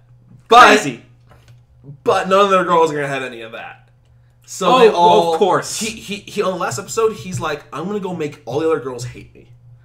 Okay. In doing so, he fucks up, and they all like him more. That's kind of how the show ends. And if Fuyumi gets a valid marriage registration, So maybe she's the girl next to I kind of predicted that show from episode 1. See, and this is why I actually don't like this genre, because I like shows where they go away from the standard and the guy do standards really, really well. Or that too. But see, like, this is one of those things where I thought, you know what? Okay, so he does like her. No, just go with her, and then that'll be the end of it. I thought that, but that's not what a good show makes. But see, I like shows where the guy actually will pick somebody, and it's not open-ended crap at the end.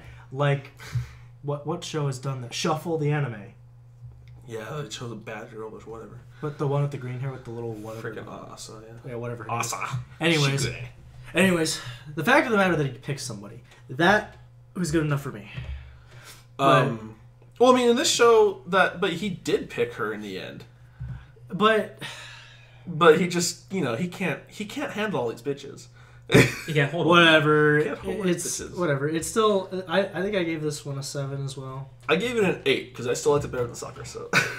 Oh my God. I would not say that. I liked it better than soccer. I would watch the show over Soccer Cell because Eita, aside from him avoiding the pussy, yeah, still I liked him. I liked his choices and I liked his resolution in the end. Mm-hmm. He wasn't a bitch. He tried to play both girls at one point where they both in his place and tried to act like, oh, my aunt's home. I'm just see what she wants. What the fuck are you doing? Just be quiet. Oh, I'll be there right now. Hold up. Okay, stay quiet. But my aunt needs a hairdryer. Hold up. Okay, stop. Just take it. And then now she's taking a shower and then she's like making him food and it's really weird.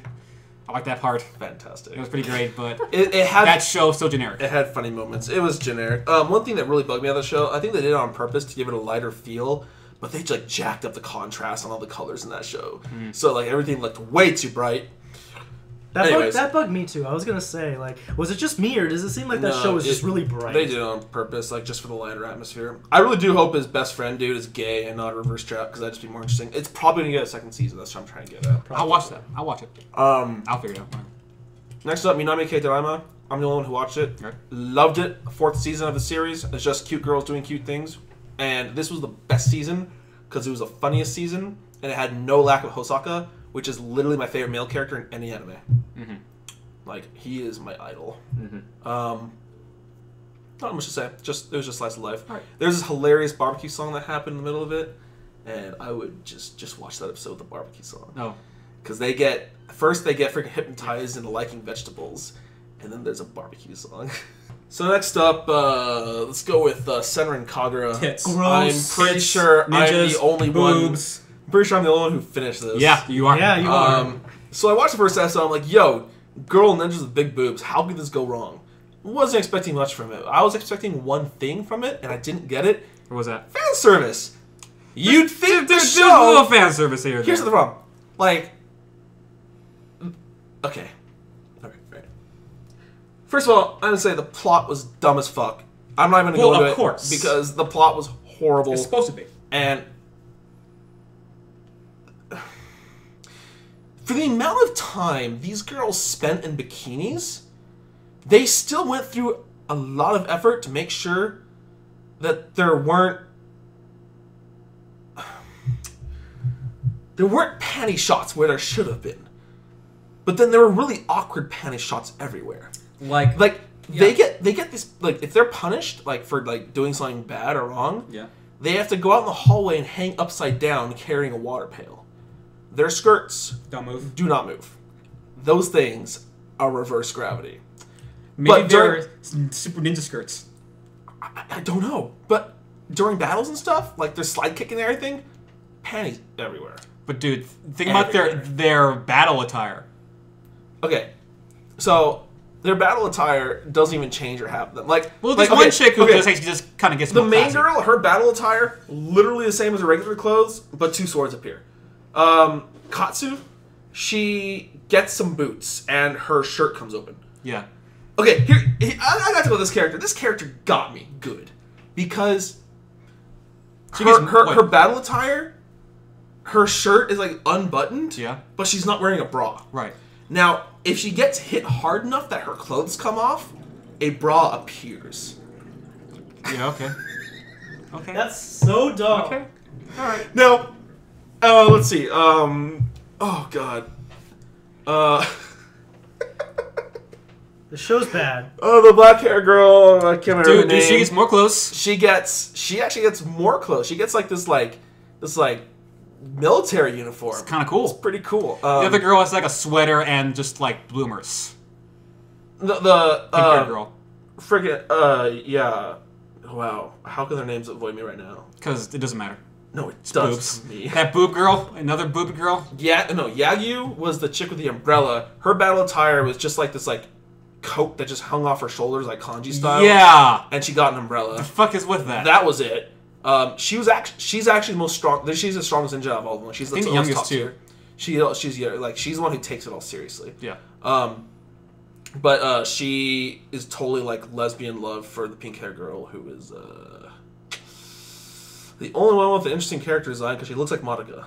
Yeah. Or Hibari. Or the chick from Yuri Yuri. Chinatsu. Yes. A little bit. Her name's Hibari, the pink hair, and yeah, she's like wearing a fucking tracksuit suit with bloomers. That's her battle attire. Thing is, though, that's their battle attire, and then they have their agility battle attire where they like lose all their defense for speed and offense, and it's just bikinis. Yes. That's also what they get like forced into when they lose their clothes through battle. So they get hit hard enough to lose their clothes. They're in bikinis. Yeah. Yeah, and hilarious. Point being, yeah. But there still wasn't.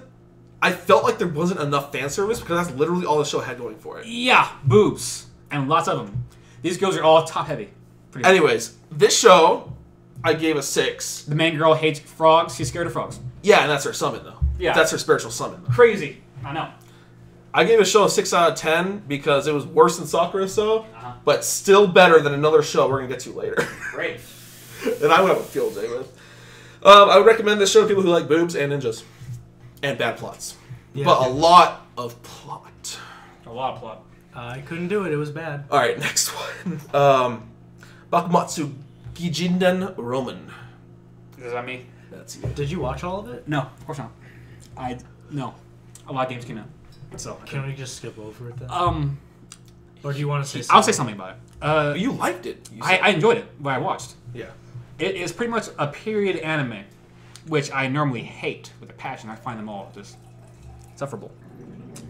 Where it is about this guy, Roman, who is called the Helper. Where his entire job is like people ask him to do tasks and he does them and he gets paid for it. That's his entire job. But at night, usually he is part of like this weird group where they come up with schemes where it becomes like a feudal Japan Robin Hood. Where he steals from the rich, gives to the poor.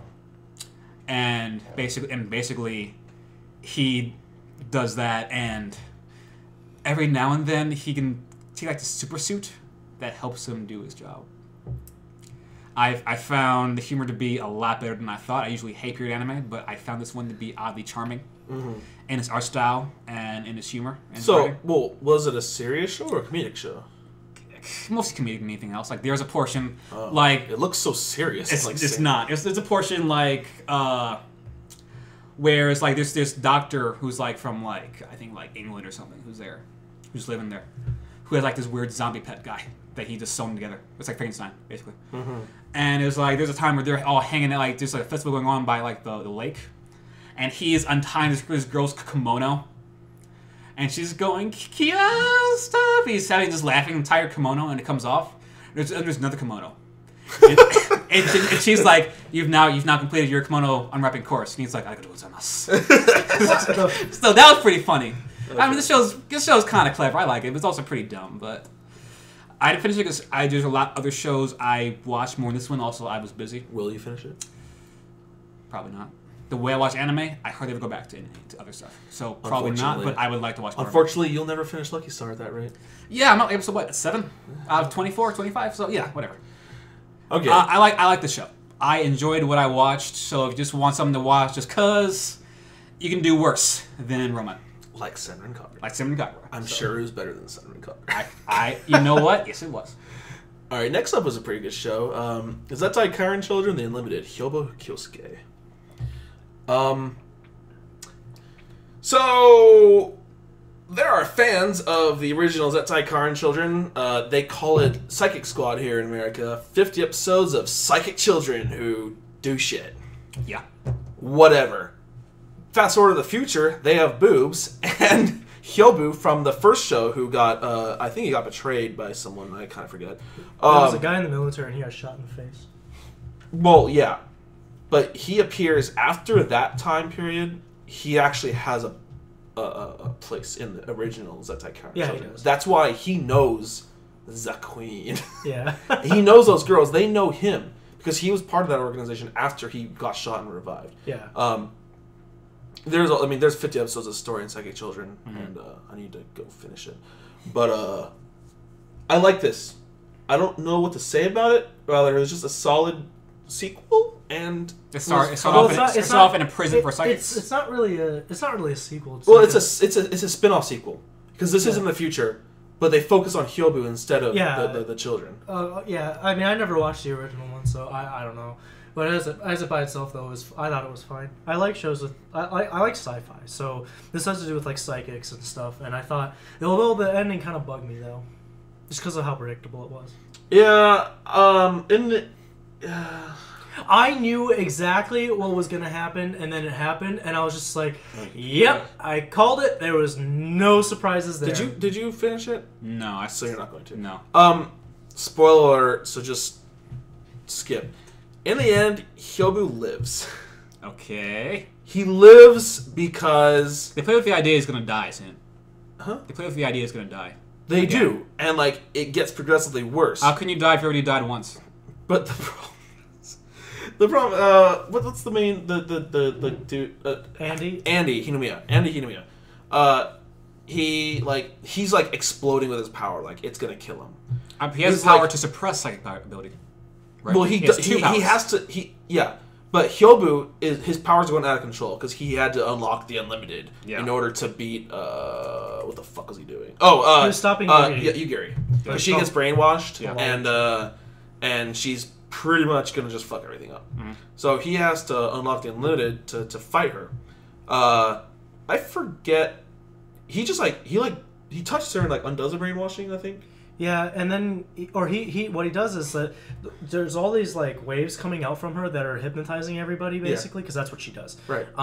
What he does is he turns on his unlimited and then he walks over and he interrupts her waves basically and then starts absorbing them. And that's why he starts going out of control because he's absorbing all of the extra power. But in the process, he like de-brainwashes her too. Yeah. Which so then like he's going out of control and like Andy's like fighting against the wind. Oh, I'm gonna get to you. He's like, no, I'm not gonna make it. And he's like, tap. So he's like, no, he doesn't. So what you're saying, he tapped the child. So he tapped that. No, not the child. Hyobu. He goes against Hyobu. Because Hyobu's like, he's gonna die. Like his power's gonna kill him. Right. He goes and then he suppresses his power. He's like, whatever. Okay, so you're gonna live. Thumbs up. But no, overall it was a fun show to watch. I like the plot, the characters. It was good seeing the children again, growing up, and I liked it. I can't complain about it, but it wasn't like a marvelous show. Dude, the children when they firstly fought Hyobu. Oh god! And they made the ship fly. Yeah, they started crying. That was cool. I gasmed, man. I freaking. And the guy was like, "Fuck, let's go for ice cream. You guys want ice cream? Yeah, ice cream. Oh, thank God." I gave the show an 8.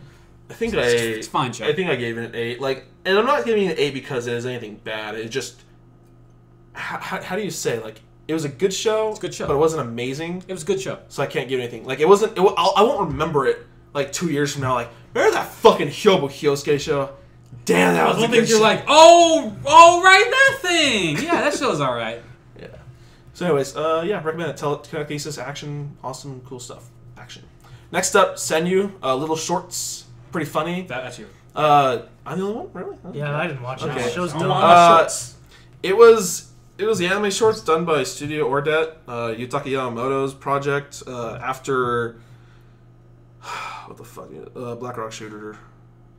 That didn't go well. So he made Senyu, and they're little shorts about demons coming into a world, and it's full comedy. Like there's nothing serious about it. It's full comedy, and it is a hero and his knight. And there's a bunch of them, a bunch of heroes in there and their companions, and it just follows this one guy and his like completely like masochist or like sadistic like friend who just does nothing to make his life easy.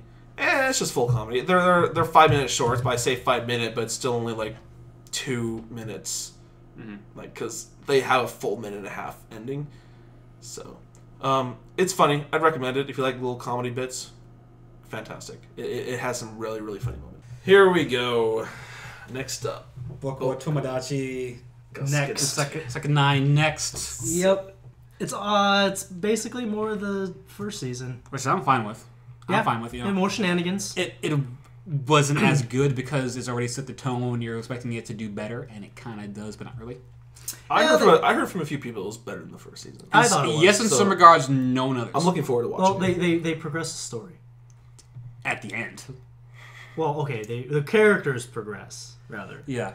Well, they did go to the amusement park. Oh, yeah, that was a good Oh, that episode. fucking roller coaster. That was a good They're just episode. like, let's go on this giant-ass roller coaster.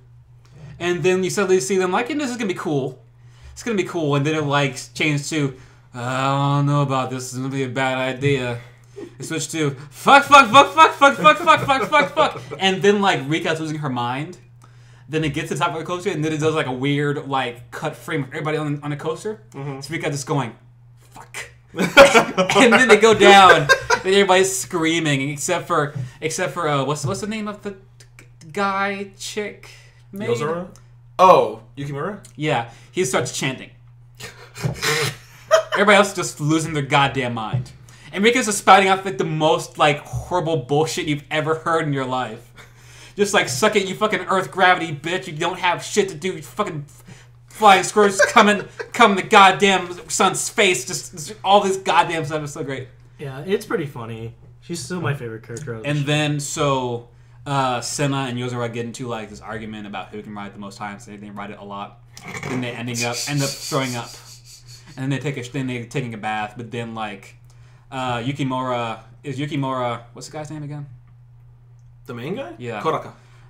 Kodaka and Maria come with them. I don't know why, but Maria does.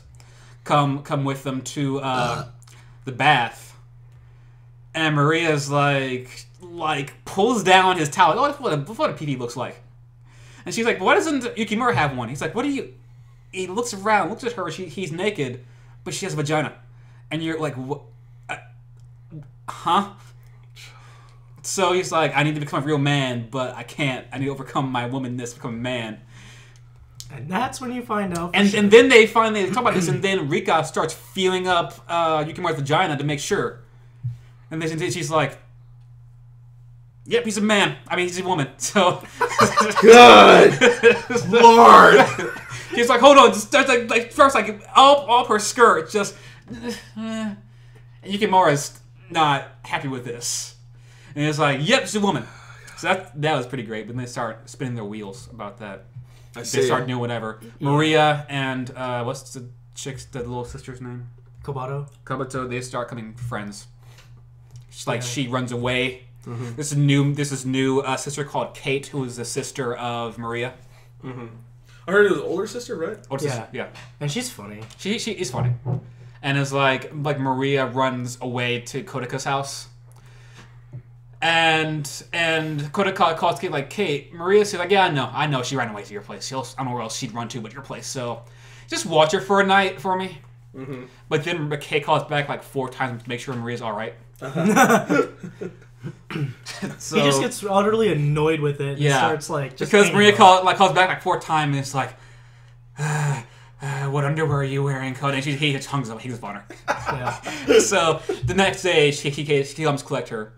And of course, Kabuto and Maria fight the entire time, but they're super friends. Poopy vampire chick. And then later they want to do something for the fair, like the school festival. Yeah. They decide to make a movie, and they all write their own scripts. And of course, Senna is pretty much her entire script is her being awesome, and yours are getting raped repeatedly. And we're like, we're not fucking doing this. She's like, why not? Everybody wins in this fucking thing. Everybody wins.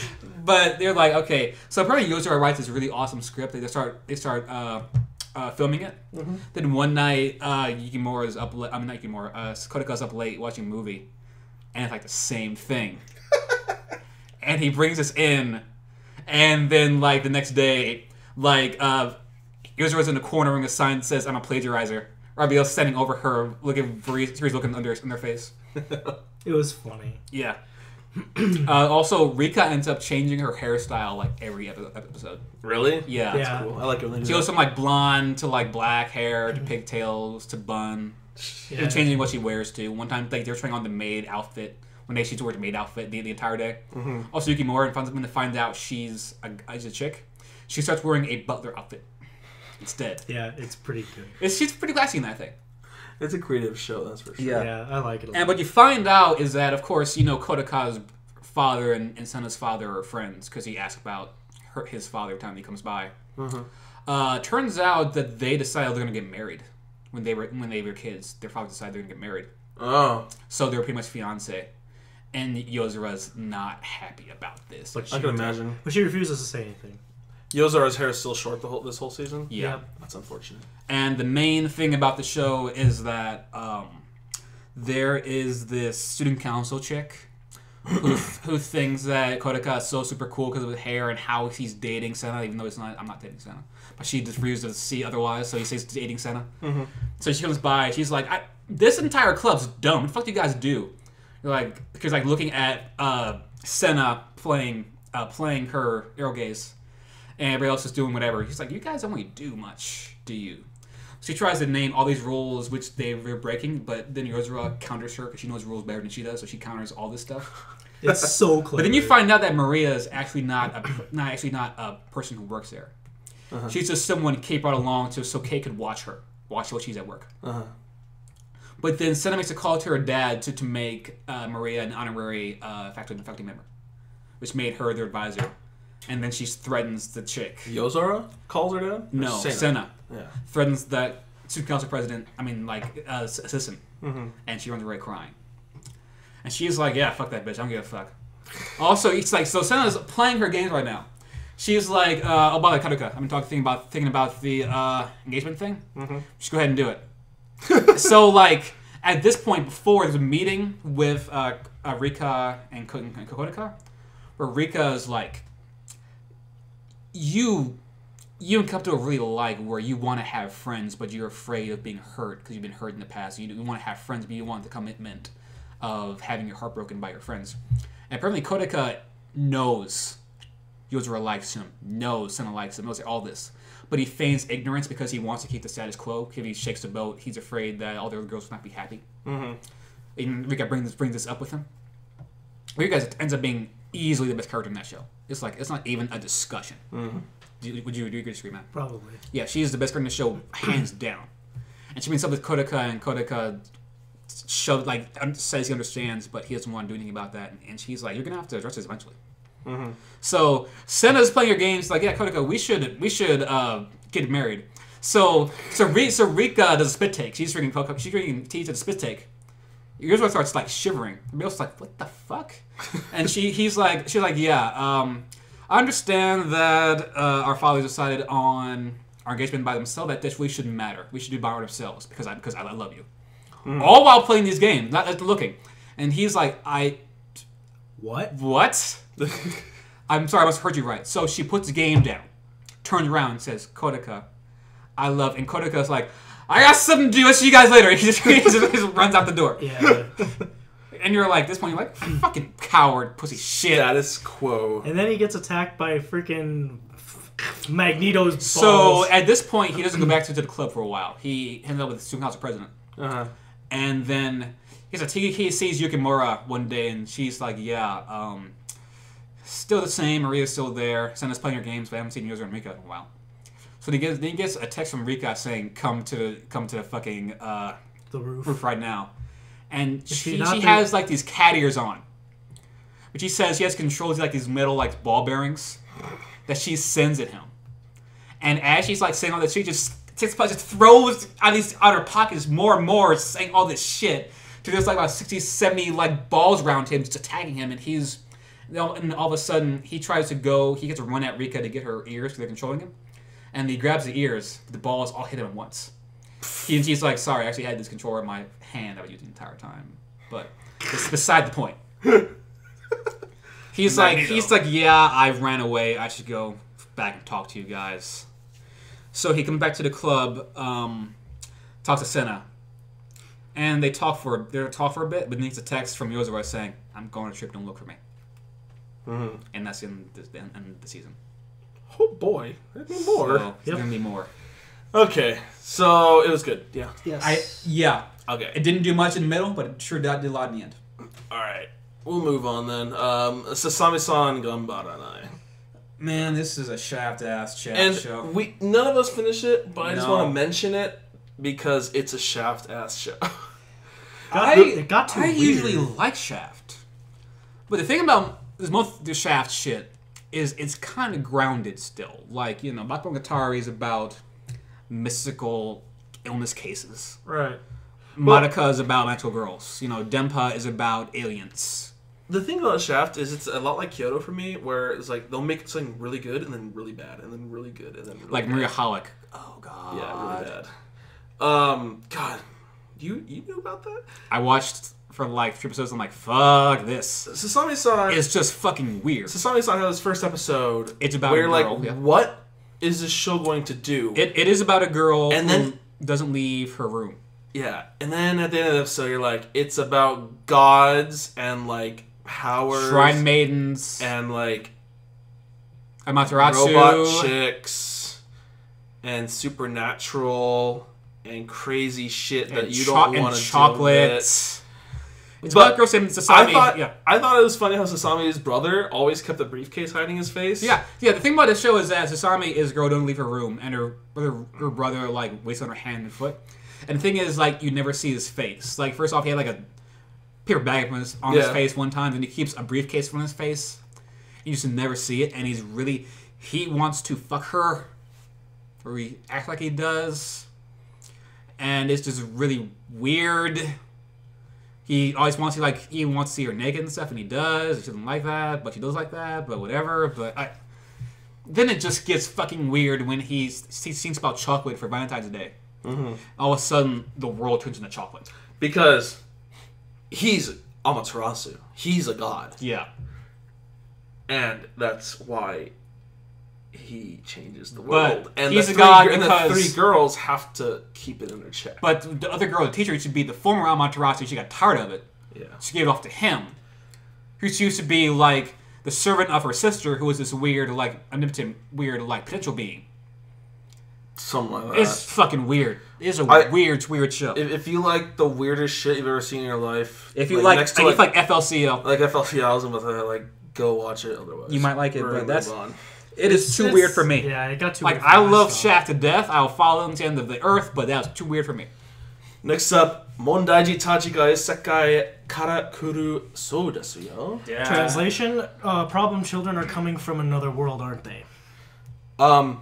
I liked it. It was alright. A first episode really caught me. Like, when I saw the first episode, I'm like, potential 10 out of 10 right here. I love the plot. You know what? I didn't see it though. Yeah. I didn't see it. Like, I was like, oh, these different children from different universes, like, they're all from Earth, but different timelines. Different things have happened in these different Earths. One of the girls, they had never seen Halloween before. So later on, they're talking about Halloween. She's like, what's Halloween? She's like, this is awesome. What's Halloween? But they all get brought to the secret garden, the little garden. And they have to, they're brought there by Kurosagi, and she wants their help, because they all have powers, to help their community win victories in this thing called gift games. And to build the community, to get it stronger, to get more members, and to prosper. And I thought it was really cool. I thought they were gonna go do their battles and get more powerful and go through hardships. About halfway through, I had absolutely no idea how this show was gonna be over in 10 episodes, and I still think that there's gonna be another season, although it wasn't said or anything. But my one problem with this show that really got me, and why I didn't like it as much as I thought I would, is because instead of a story where they fight to get stronger, kind of like a shonen battle type thing, they start from the bottom and they work their way up. It changed to a let's save the world plot. Yeah, why did these games exist? that was just the world, Little Garden. I mean, that's Okay. what they do. They have gift games so that they can win against other communities to gain reputation, power, members, Okay. better land, live in better areas. Like Okay. as they get stronger, they get to live in a more prestigious area of Little Garden. Mm-hmm. It's a large place, supposedly bigger than. Ironic about that. Huh? Little Garden being such a big place. Yeah. Yeah. I think it's supposed to be like bigger than Earth or something because it's like how far to get to like the northern sector or whatever they went for like the last part of the show. Oh yeah, they They're said like- it was some ridiculous amount of Like, distance. but it's okay. Sure, Yasha can teleport us all because she's one of the gods. It's like, thank God. But no, like overall, I Thanks for liked watching, it. Just the two things is one, I didn't like how the plot turned to like they're gonna save the world because they're a bunch of no names and they saved the fucking world. Like, Are they dancing and singing too? don't go from nothing to the best in 10 episodes. Rags to riches. That's what I want them to build it up, maybe do another season, fight through like small challenges to bigger challenges. That's what I was expecting. Also, the show kind of was resolved with a mecha fight, pretty much. This with the weird bunny chick. She's like the moderator. She's a moderator, but she fights her no names. She has large breasts. Yes. She's a bunny. She's a bunny. She's also very powerful. Put my hands up. I don't know what else to say about that. Her hair also changes color whenever she goes. She goes into- Super Saiyan when she wants to fucking War God mode. Whatever you want to call They it. make a lot of. I like how they make a lot of references. Like the whole last arc has to do with like the Pied Piper of Hamelin, all that. And they summon weapons, mythological weapons or something that I don't really understand. The Like, main guy wears Beats by Dre headphones. and the all main the guy, time. freaking Izuyoi, he is awesome. I just love how insanely powerful he is. I don't know, but the show could have been better. I do recommend it though. Fantasy, battle, supernatural. Yeah, super power abilities and stuff like that. Yeah. Did you finish it, Matt? Yeah, I did. What do you think? I enjoyed it for what it was. I mean, this is probably going to be one of those where, like, in a year or something like that, I'm probably, not going to remember it. There was the part where that Dalmatian dude wanted to fuck that bunny. Did he do it? No. Did anyone fuck him in the show? Dalmatian dude? The guy with like the weird hair. Remember he's like head of this one thing, and they have a sit down where No, because he had he took the vampire Felicia. yeah, the vampire lolly chick. Letitia, the vampire. Like they had her, they captured her pretty much, and they were going there to take her back. Mm-hmm. It's like if you win, you get Kurosagi. If we win, we get Letitia back. And heck, you're our lolly sex slave. Was there any sexual content in that show at all? No. Okay, didn't think so. No. It's really, yeah. It was the show's a good maybe PG rating kind of thing. Great. There was like barely any blood either. I don't think. The only, I liked it. Yeah, it was fine. It seemed like those dudes just kind of rolled over anyone they wanted. They didn't give a fuck. They didn't have any challenge at all. Well, the The guy. girls had challenges. The guy dude was like, fuck. "It's my time. Apparently, this isn't going as Keikaku. Let me go Yeah. beat you." He had one really cool fight at the end, like when someone was like the close to his power level, and like it was really cool. He he fucked up his arm in that battle. Oh, cool. Great. But, I just didn't see what you guys saw in that show. the first episode, I love the plot. It was the plot, like people of the same planet from different dimensions being brought to participate in games where they have to use the skills. Like, Yeah. I liked it. I don't know. Yeah. Okay. What's next? Next is a Good Job Club. I'm Yeah, that's you. only one that watched this, and I kind of wish I hadn't. It was boring. Oh, I missed Like, this then. let me tell you.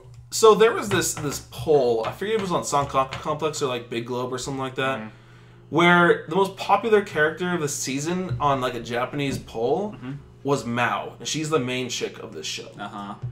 She is your typical tsundere lolly chick. Great. What? Is she as good as the president from Ichizome? No. Okay, well then that list Her is invalid. her running gag is biting the dude's arm like a tiger. Like a palm top tiger. Dude, I don't even want to compare the show to Toradora. Toradora is amazing. It's pretty good, yeah. But Good Job Club, very GJ Boo. slice of life. GJ Boo. Very, very slice of life. Like, They just slice the fuck out of that life. Like, I don't even think... I can't remember a time where they weren't... They done that to that life? In the club room. In the club, yeah. Like, but here's the thing. Okay, normally when I watch a show that's bad, time feels like it's going slow. Yeah. I actually didn't feel feel that. Good, you don't even know it's going bad. This show, it felt like 20 minutes. Like, it didn't actually feel slow. Like, I wasn't hating myself, but I was bored. The only thing I could say I hated about the show, like, I liked all the girls, they were cool. Mm-hmm. The main dude, whoever voiced him, either if that's his typecast role, needs to quit voice acting anime, mm-hmm. or if he was told to do that because of the source material, that person is getting fired. This guy, at least he didn't say dumb things like Kanda Sarata, but his tone, the way his voice sounded mm-hmm. for a male, I was like, I didn't know males could sound obnoxiously annoying to listen to. Mm-hmm. It was actually really unique for me to hate a dude's voice, like mm-hmm. his the actual voice. Mm-hmm. But I mean, there was some typical stereotypes. But the main president, Mao, her younger sister, who was twice as big as her, because that's anime. And they both have another younger sister with three times as big as her. No, she's little. She's a little lolly. She has a Kunimitsu mask on the side of her head. But she was actually really funny because she would be all cheerful, and then everyone would hear these like telepathic voices coming from the mask, like really dark, like horrible things, like "Go kill yourself." That's funny. Except for the main chick Mao, she would never hear it, so she thought her little sister was the greatest, sweetest little girl in the world. But every time the dude was around, he'd be like, "If you go within 3 feet of Mao-chan, you will die." She's like, "Hey." So I mean, it had some funny moments, but overall, it was very boring. I think I just gave it a 7 out of 10. Like it was Sakura, so just average. An average is a 7 for you? It's a C, like 70%. Okay, alright, we're going on that scale. Here's the thing. There are so many different layers of bad in this world that I can't do it with 1 through 5. I can if I wanted to, but 3 is average. I would love to do like 1 through 20. Fuck, let's just do Famitsu. Just everybody has their own 10 scale and we just add them up, okay? Speaking of the worst show of the season, coming up next, Da Capo 3. I'm just leave back here. No. You gotta listen to this. All right. You made me listen to AKB's fucking plot. All right. You laughed though. Let me give you this. All right. So this is the third. Okay, we've had Da Capo, the first one, not bad. Da Capo second season. Whatever, continuation, not actually bad. Da Capo 2, all right, could have been better. And then that is second season. And then there was an OVA. So this is like the 5th or like 6th friggin' like Da Capo. It's Da Capo 3. Difference is, this is a different studio, different director, different staff doing Da Capo. Yeah. It's like, hey, maybe it's going to be something like fantastic. They managed to make it like twice as bad. How? Okay, one, any semblance of plot, they try to... Wait, sorry. It's a harem show. Mm-hmm. Like, typical harem. Yeah. Problem is, this typical harem show had the single most confusing plot I've ever seen in an anime. How so? Okay, so the whole point of Da Capo, every story Da Capo has revolves around the everlasting blossoming Sakura tree. Uh-huh. Like, it blossoms all fucking year round. Uh-huh. And like, wow.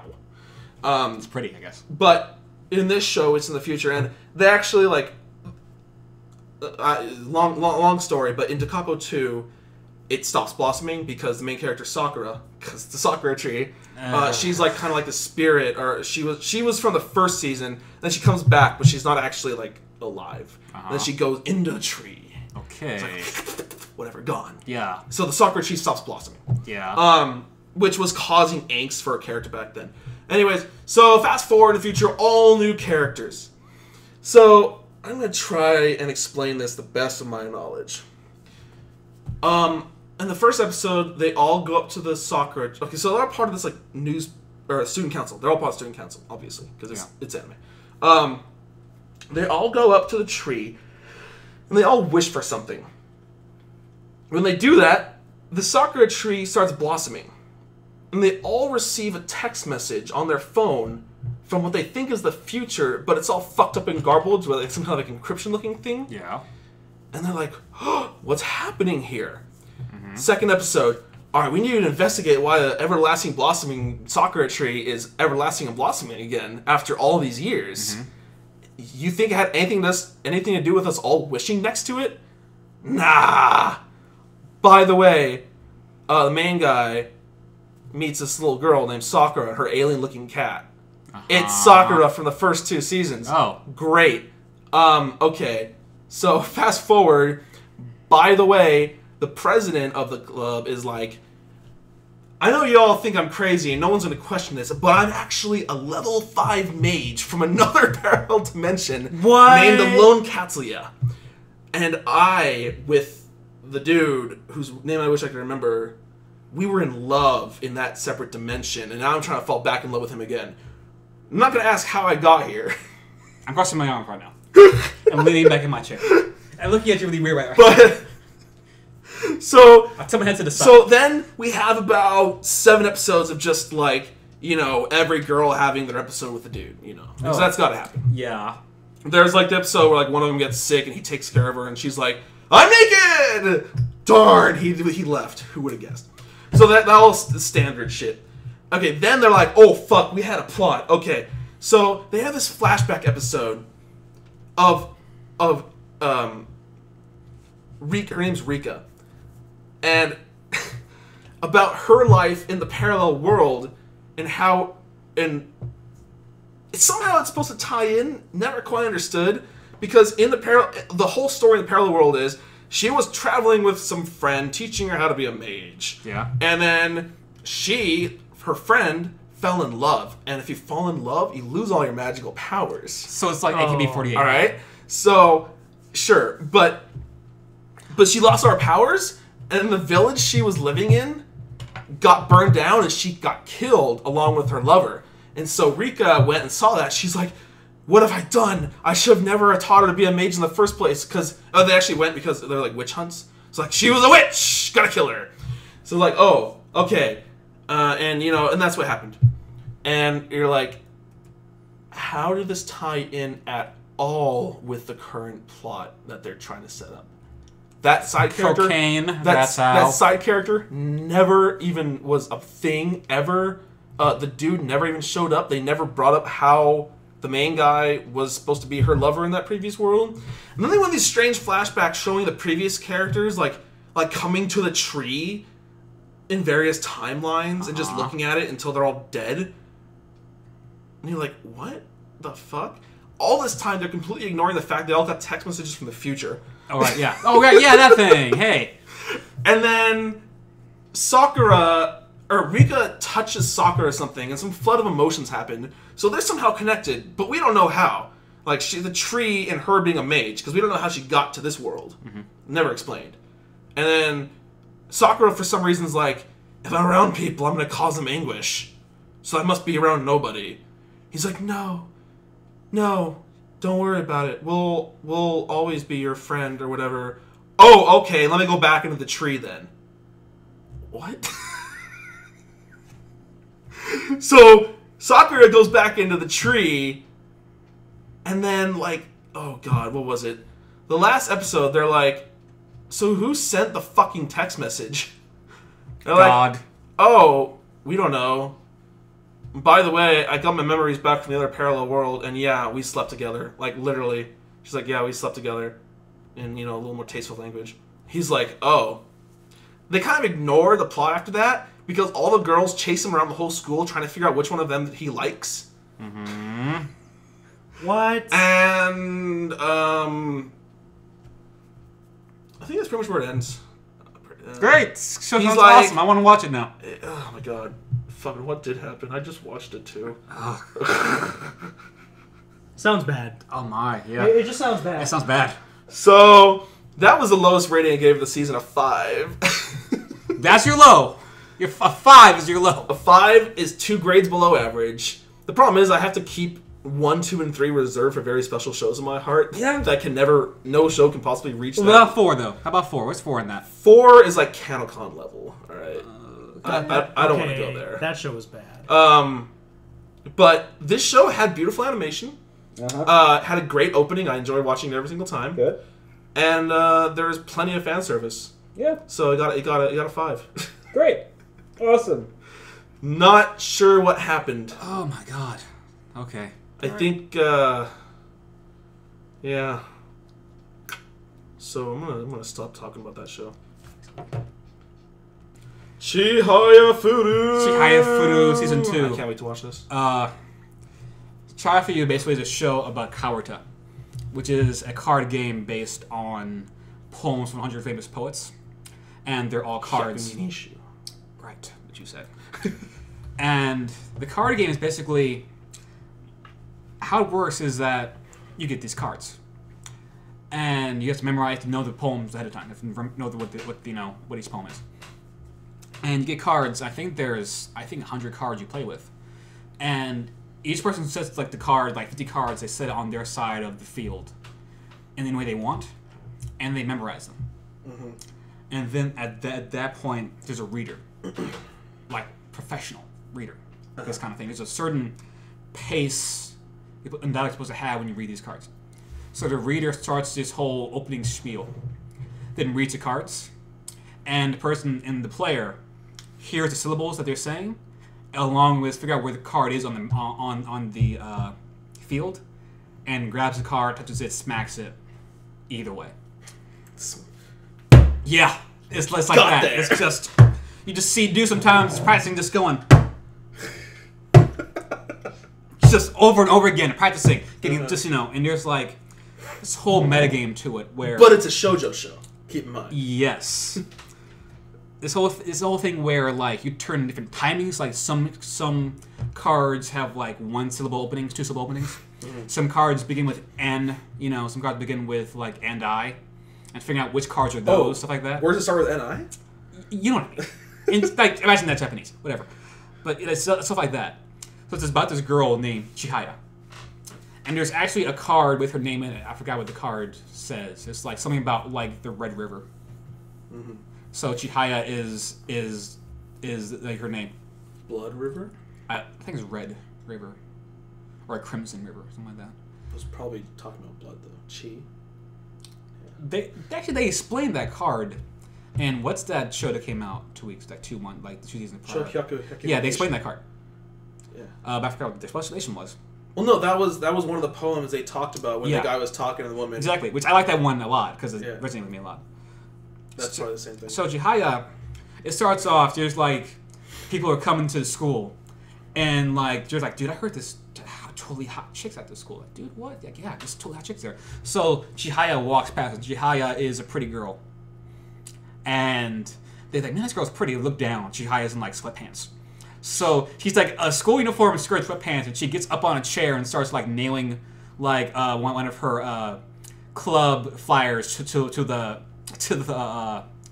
board. It's like, dude, she's kind of weird. So it turns she likes playing Karuta. She wants to create a Karuta club. Mm-hmm. And turns out she has this childhood friend named, what is his goddamn? I'm calling him Eyebrows. That's what this guy calls him. Uh-huh. And Eyebrows' childhood friend who's like really smart, talented, everything. And he's from this Chihaya, and he keeps her bullshit in check, and she can get too enthusiastic sometimes. And this other guy named Wataya, I believe it is. Mm-hmm.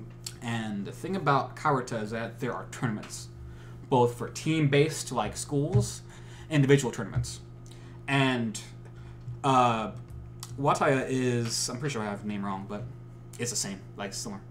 Wataya is the grandson of a former Karuta master, which is the best Karuta player in Japan, where you play in a tournament, it's different, there's, D division, there's divisions, D, C, B, A, and master. No, just A. In A division, the top player in A division is the master, both female and male. He's a former master, and Wataya's goal is to become a master in Karuta. But then his grandfather dies, and of course he doesn't want to do it anymore. So, when they were younger in school, her teacher has them memorize 100 famous poems. And like, Wataya gets 100%. Like, what the fuck you do that? Fucking Eyebrows couldn't get 100% on that. Turns out Wataya's been trained in Karuta since he was younger. And Shai hangs out with him, and she learns to love Karuta through him. And after that, she gets older in high school and wants to create a Kawata club. And she does that, and she creates a team of 5 people, and they go participate in tournaments. Are there any girls in the club besides Shia? Yeah, this other girl who I forget, but she's a short girl with big breasts and glasses. And the thing is that she joined Kawata because she sees the poem a different way. Like, she kind of tries to analyze the soul of the writer of the poem, what they meant and how it felt to them, as well as like her mother owns like a yukata shop.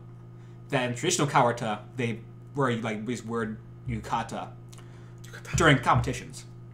And Chihaya helps out her shop by posing in yukatas for her shop for a magazine. And then and because of that, they give them yukata feuds and tournaments. And of course, everybody else is in like t-shirts and sweatpants, and they're in like yukatas. So of course, they bring attention, which brings more attention to her shop. So she loves that. And the thing is that you learn that it's really more than just memorizing cards and just hitting them. There's a lot of like techniques and timings and how you can influence by, because every time you get a card, you give one of your cards to the opponent's side. The point is to get 50 cards before your opponent can. And there's a way to like how you arrange your cards on your side of the field and how you give them and what you give them and how you arrange your 1-syllable cards here or 2-syllable cards there.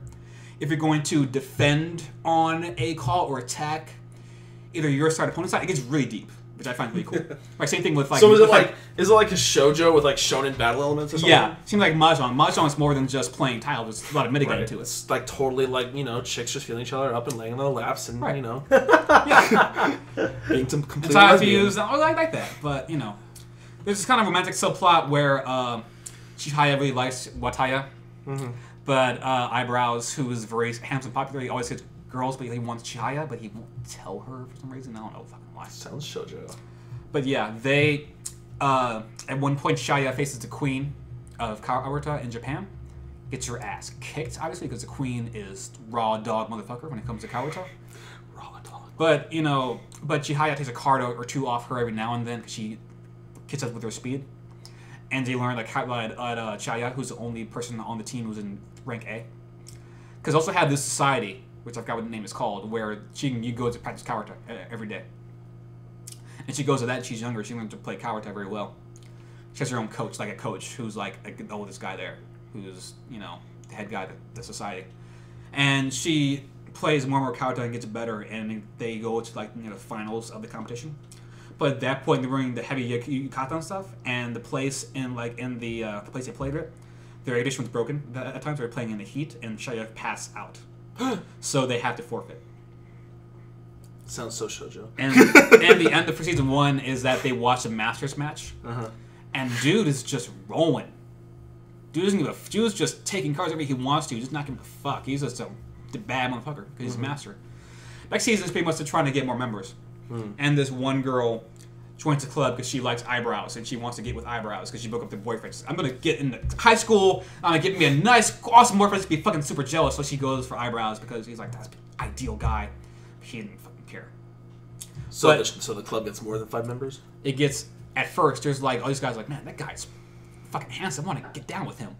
And like, oh wait, Chihiya's here and we have to memorize all these poems. Well, fuck this. So like most of them bounce except for like this other guy who wants to join Kawata Club to impress his little brothers because they look up to him. He's like, yeah, man, I'm going to be the top player on that team and everything's going to be awesome. The best team. Like, yeah, you're so good. And he's like, oh, fuck, guys, I can't. I told my brothers, can you like let me start one game, please? Just, I don't want to let them down. So kind of like that. Sounds cool. It's a pretty cool show. The characters are really grounded. I like that show a lot. It's really did the second season finish completely? No, it's still ongoing. For how long? We're up to 13 right now. I'm not sure how many they're going to, but 13 was at the end. So was the first season 24 episodes? Like 23. Okay. Yeah. So what would you rate it so far? Out of a 10 scale? Sure. Somewhere between an 8 and 9 probably. That's good. I like it a lot. And it's a shoujo show, but I like it a lot. There's a lot of good shoujo shows. Yeah. All right. Let's move on to Tamako Market. Tamako Market. I'm just gonna say my one thing before you guys go on. I don't know what you have to say, but I watched the first episode. I'm like, yo, Moe Blobs, the Kyoto, whatever. I'm down. And then there was a talking bird. And I was like, the only reason why I'm not turning this off right now is because at the end of the episode, it might all be a dream. And the talking bird doesn't actually, like, exist. And then he did. And that was the whole fucking plot of the show. So I did not watch episode 2, I love that bird. 3, 4, 5, 6, 7, 8, 9, 10, 11, 12. I love that bird. Go. The bird's great. The bird's name's like so. Tamako. His family owns a mochi shop. They make mochi. Have you ever had real mochi, by the way? It is Twice. bland. It's really weird texture. Very powdery, very chewy. I don't like it a lot. Depends on what kind you have. It just tastes like nothing. You probably had red bean, and I No, it just tastes like nothing. I like mint. It was like chewy air. It's like chewy dough. have ice cream mochi. I've had that. Yeah, that's delicious. But I mean, just mochi by itself. Yeah. It's just air. So the guy that like the bird's name is like something mochi yucky, and Moldera, right? I think it was, yeah. The bird. Yeah, Moldera Mochi Yucky, and like the Tamako's father takes umbrage with this, like, the fuck you're saying Mochi's Yucky. It's like, no, that's my name. Mm-hmm. So the bird stays there, because I think the bird's like got shit there by accident. He fell asleep in some flowers. Mm-hmm. And he woke up in like this flower shop and bounced. And then the bird ran out and ran to Tamako. And the bird like ran into like Tamako's face. So Tamako sneezes. Mm-hmm. Apparently in the bird's culture, that's like showing interest. Mm-hmm. So he like turns and blushes with his like wing, like, you know, you saw that. Well, his whole point of being there is to find a mate for the prince of his kingdom or something like that. Yeah. So he's there to find a girl. Oh, so dumb. I like the bird. That bird really just character in that show. You liked it so much that you didn't even finish it. Yeah, I watched more of it. Dropped at episode 2. That show was boring. I like that show a lot. I mean, it did get boring. Tamako's not interesting at all. There's other guy named, I think it's like Mochichizo, who is her friend whose family owns like another shop across the way. And their fathers always argue about everyone copying everybody else's like ideas. Mm-hmm. But they always, they're cool. But of course he loves her and he can. It's like, every year planning your birthday party, birthday gift, but I always get cold feet at the end. I'm like, yeah, I bet you do. It seriously was really boring. Like, the thing with Kyoto is always, it's either a hit or a miss for me, and this was definitely a miss. I was like, this show is really dumb. I don't like it. There isn't much plot. It's boring. It's kind of boring, but the bird really makes that show. So I find that bird so interesting. I watched if you like talking birds and silly plots. Oh, and the bird just talks like, that fucking bird just talked. Yeah. And the bird thing is the bird's going to leave, but he eats just so much mochi he gets too fat to fly away. Yep. So if that sounds appealing to you, go ahead and watch this show. Also, the bird says Musume-chan a lot. Yeah. But no, Kyoto, like, because this was a down season for Kyoto for me, that means I'm going to really enjoy dudes swimming. Yeah, man. All those anime ads. I'm like, so excited for a bunch of dudes swimming. Dude, a lot of those girls on my Tumblr, Amy included, are going to fucking blast my Tumblr with a bunch of fucking Kioni, whatever the fuck that is, swimming guys. Shit. For better or worse. Let's move on to Mauyusha. Okay. Economics. Did any of you finish that besides me? Yeah, you finished it? Let's talk about a interesting concept, but boring to watch. Like, not entertaining at all in the least. Like, that's what I got from this show. Like, the whole thing is economics. Like, it's a neat concept because this time they're actually dealing with, here's my first question. Did you watch Spice and Wolf? Yes. The whole thing, everything? Yeah, both seasons. So how would you compare it to that? It's not as good. Because, okay, the difference being is that in Spice and Wolf, that was more like the bartering system. Mm-hmm. And it was kind of the same time period as this, except for the fact that rather than bartering and that kind of stuff, this was more like, okay, we're going to come up with a system that's going to benefit everybody, and then we're gonna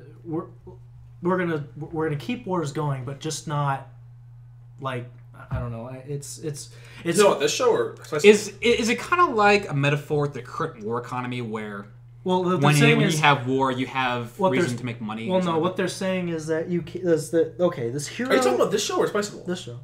Yeah, no. In this show, they want to keep the war going because the outlying countries are getting support from the central nations, would no longer get that support if Right. the war didn't go on. So Exactly. people will go into like starving and famine because there's no reason to support those people. Right. That's kind of one of the reasons. Like same for demons and humans. But I mean, let's quickly just set the plot for this. The first episode is the hero, Yeah. along with his 3 companions. Their mission is to go kill the Demon King. Yeah. The Demon King ends up being this moe blob, red-headed chick. With big breasts. And he goes in alone. Who has a tattoo inside her breasts. Yes. He goes in alone to kill her. Like, he leaves his comrades behind because he's like, I don't want to put you in danger. She has horns. Also. Yes. I'll go in alone and kill this Demon King by myself. He does that in the first... Like, this is opening the first episode. Yeah. He goes in, sees that it's a woman. She's like, I've been waiting for you, hero. And he's like, what? We're gonna fall in love. By the way, these horns are fake.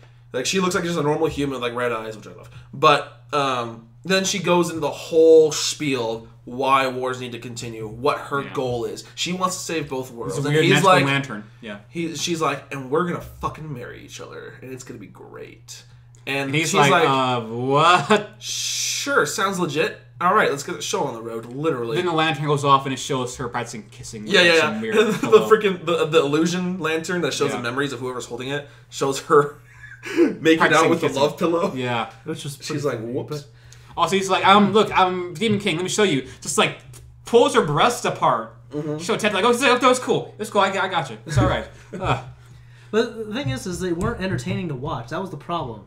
Like, the show was... okay, the concept was interesting, like, with the whole economics and wartime and that stuff, but it was not entertaining, and especially the ending with the whole... I was mildly interested towards the end, because I wanted to see, because there was that one... The Northwestern Kingdom or something like that was like... The Northern Kingdom with the snow, the blue... With the guy one with all the blueness. that doesn't want to have anything to do with their new system that was actually going to work. The one that wanted to go and like screw everything up.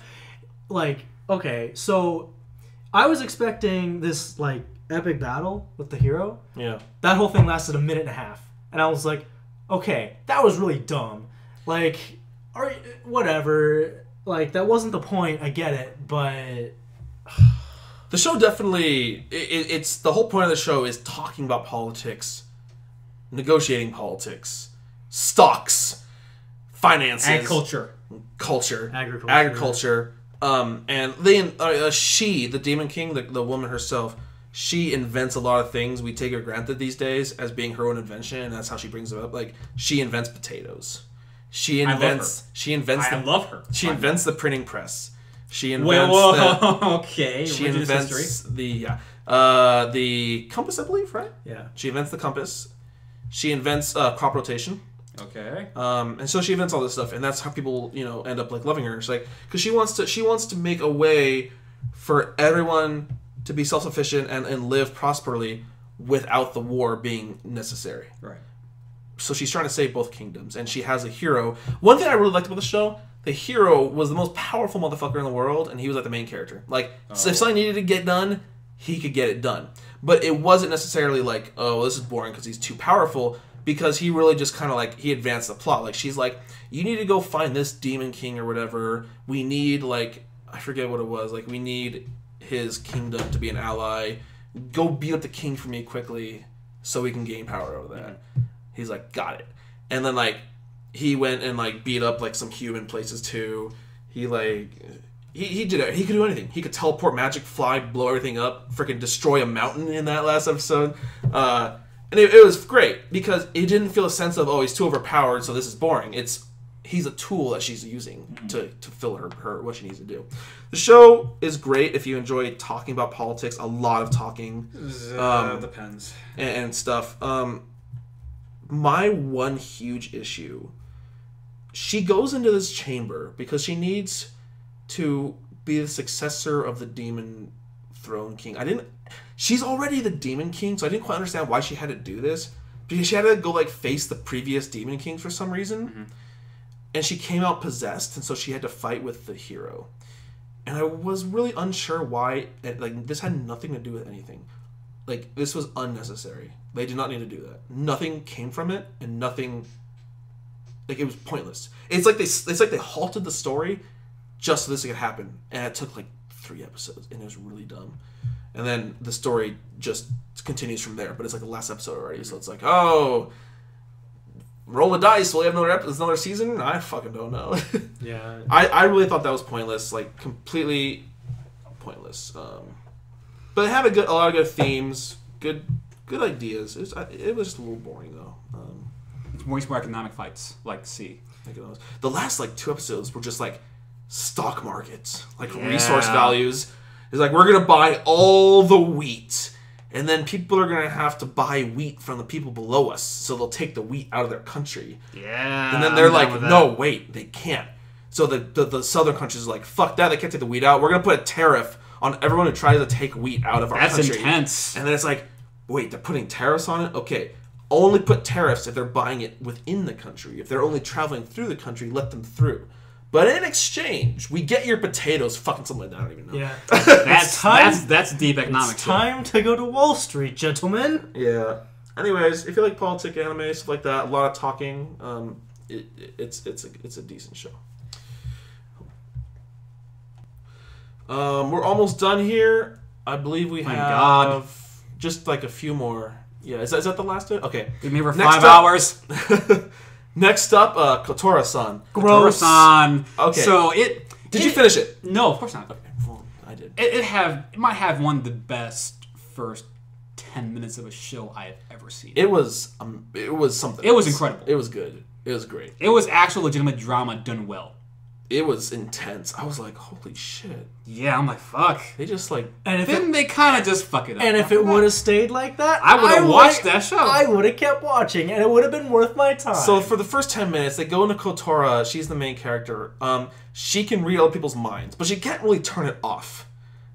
So they go to the first 10 minutes of how her being a psychic fucked up her family's lives, her friends' lives. Everyone hated her. Yeah. She fucked up everyone's lives because she revealed everyone's darkest secrets. Because when she was young, she didn't know any better. Right. She's just an innocent little girl, like, oh, mommy. So who's that other guy you were seeing the other day? Yeah. And then her dad's right there, and he's like, what? She's like, you bitch. It's like, Daddy, And, like, you were with the other girl with the hotel. yeah. It was a very dark first 10 So minutes. bad I was that like, her dad left and her mom walked out on her. yeah, she's like, I regret ever giving birth to you. And I was like, It's fucked up to say little girl. And then the rain scene where she's like, I want to save these kittens. And then the old lady is like, those kittens got put down. And she's like, no. And she has the most depressed look I've ever seen, like, in this rain. And it's like the color palette is really muted. Yeah, at this point. it's really like she's walking to school, like everybody's giving her a wide berth. And she gets to school, sits down, and this other guy comes says hi to her. Screen cracks, explodes, and becomes more colorful. No. He has the erotic thoughts. Oh, right, yeah. And she's like, huh? And then the screen just goes high contrast. And And then the opening starts. She's like, dun Like such like weird sugary bubbly Yoshi, opening. You're like, what Yoshi, the fuck? demo. Like, what the fuck is it? I want to play this opening. I love it Go so ahead. much. Go Like, ahead. I don't have it on me. But no, I just love it I'll because find it. dun dun I'll dun find it. dun dun dun dun dun Yoshi. I'm gonna see if I can find this shit right now. Anyways, so the rest of the plot of the show, I know a couple of people who absolutely love the show, like best of the season show. I thought it was good. I would have given it like an 8.5 if I could have, but I had to round it down to an 8 in the end. But yeah. Wait, is that the full thing? No, it's Okay. it's TV. I just picked it apart. I go like. Let's just listen to it. Okay, it's all right so far. Let's just listen to it. Yo, pump that shit up.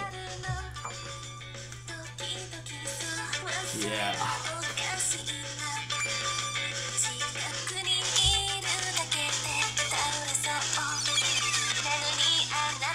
I'm waiting for the magic to happen. Hasn't happened yet though. Hold on.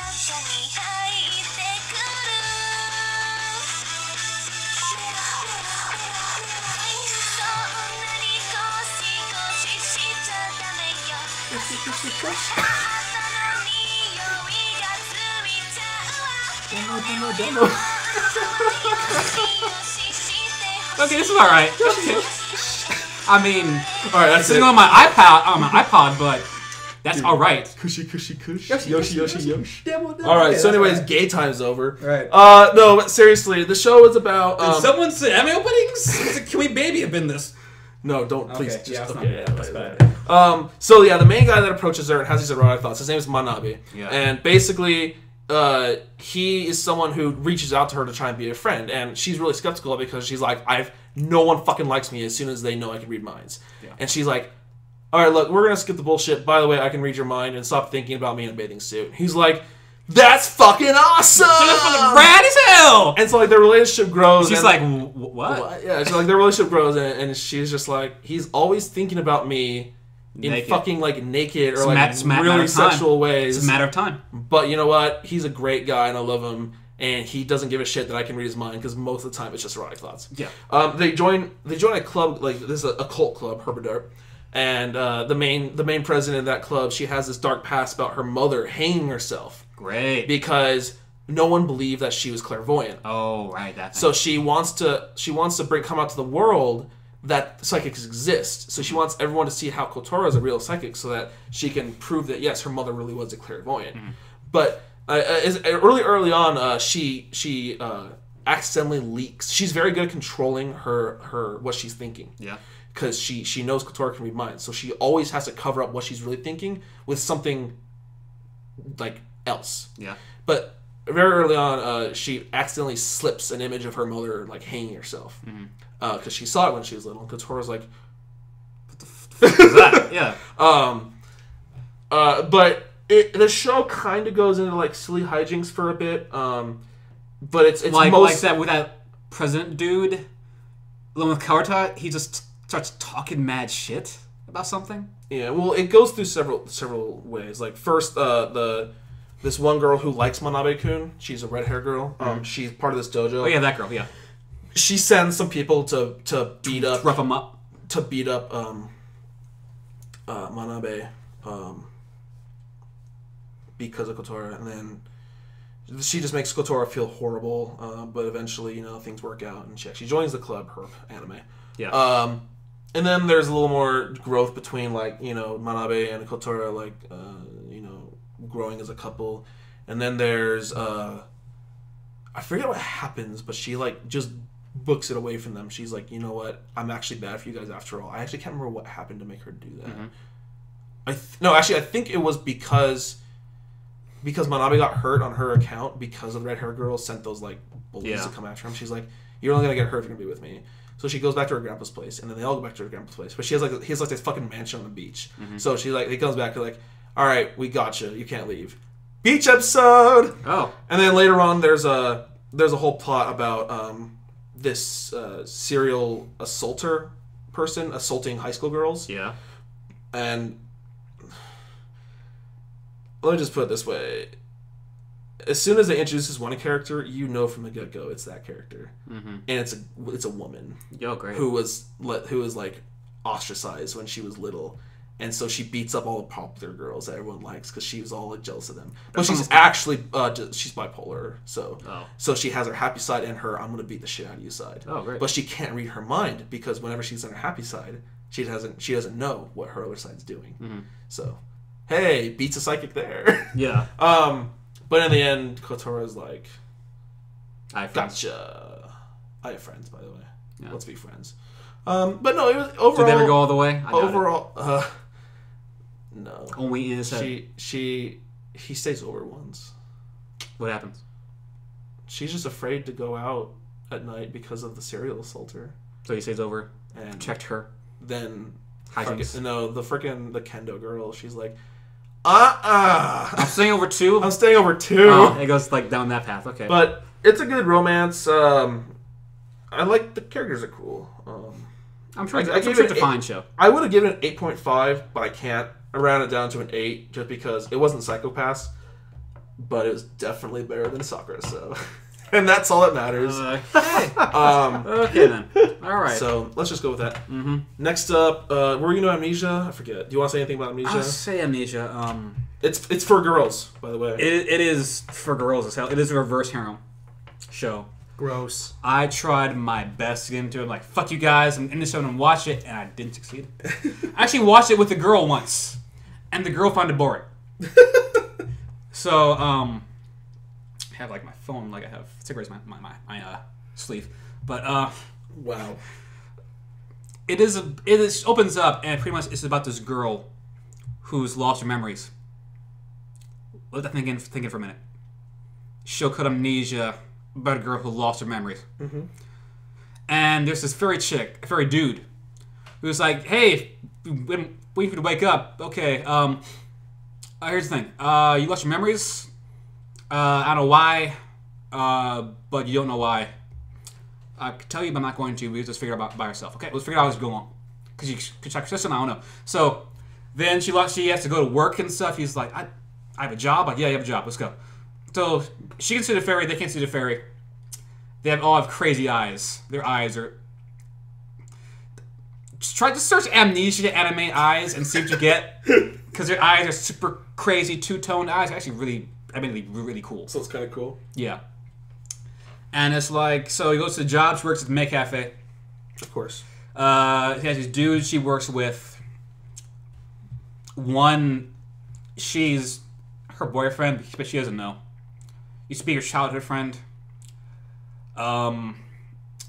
She gets in an accident. She hits her head.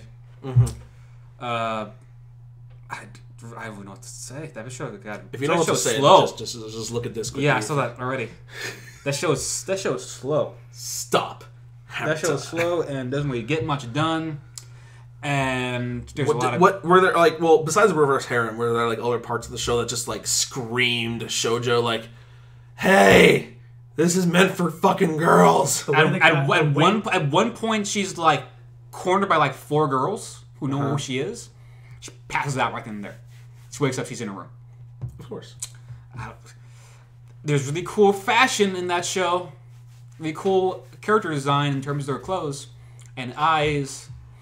And that's about it. Yeah, I want to go ahead and look it up right now, actually. Yeah, look up. Let's Look at these eyes. Let's do this. It's pretty bad. Like, the thing is when I saw this, I'm just like, I only watched, like, the first half of the first episode. And I was just like, okay, this is a show that's meant for girls to watch to ship dudes. Did you find their eyes yet? I'm not watching this. Because I don't like shows that do that. Like, I could tell by the way they were drawn. I'm like, yep, not for me. I'm done. It's quite a few characters, and they're all fabulous dudes. Yeah, and you see their eyes? Very fabulous dudes. They're crazy ass eyes. I can't figure out if this is a dude or a chick, but yeah, those eyes are Let me go over there. something else. There's like a... Oh, that's the fairy thing. That's a dude. It's a fairy thing. It's like a U with a fire in the eye. Whatever. The show's dumb. Does he have it? I think he has it. Yeah, it's her boyfriend. Like, look at that. Look at that shit. That's like some visual crazy shit right there. Exactly. See, this is what gives it away, right? Like, I actually know someone who played the freaking dumb game. Her eyes are actually all right, I think. She's like, it's like the ocean's on top and the sky's on bottom for some reason. I want to see the other eyes you can look at. I don't... Some of them crazy. No, I talked to a girl who actually played this. Those are breasts. Okay. Whoa, save search is off. See, like, let's click on that. See if it shows it. I don't know if they showed it very well. Not really. Oh well. I talked to a girl. Yeah, it was based off of a Otome game, so game for chicks. Like, I watched an episode with the girl, and she found it kind of not very interesting. So. Well, I talked to a girl who actually played the dumb game and then watched the show and said it was dumb. So yeah. All right. I saw that same girl Boku, and she liked it a lot. So that's good. Let's move on. Just 2 more to go. Vividred Operation. Yeah. Take it away, Matt. Yeah, you did hear that. I'm gonna sit over here. Good. Okay, so I actually didn't know what to think of this show. I just thought, okay, it has the word operation in it, and there's like this tower in the background. I just saw the picture of it on the charts, so I was just like, whatever. PV came out, I watched it, and I thought, oh, okay, it's science fiction. Awesome. I'm going to watch this now. I had no idea what I was getting into. I did not know it was going to be magical girls with transformation sequences and everything. Just take out the word magical. And put texture. And put in the word science. Put the word texture. Because that's how everything kind of operates. So there's this big power plant thing that has enough... Blue Island. What? It's Blue Island. Okay, Blue Island. It's my suburb where I'm from, so it's really crazy for me. Anyways, so there's this thing that's this power plant that has enough... that can sustain the entire world, basically.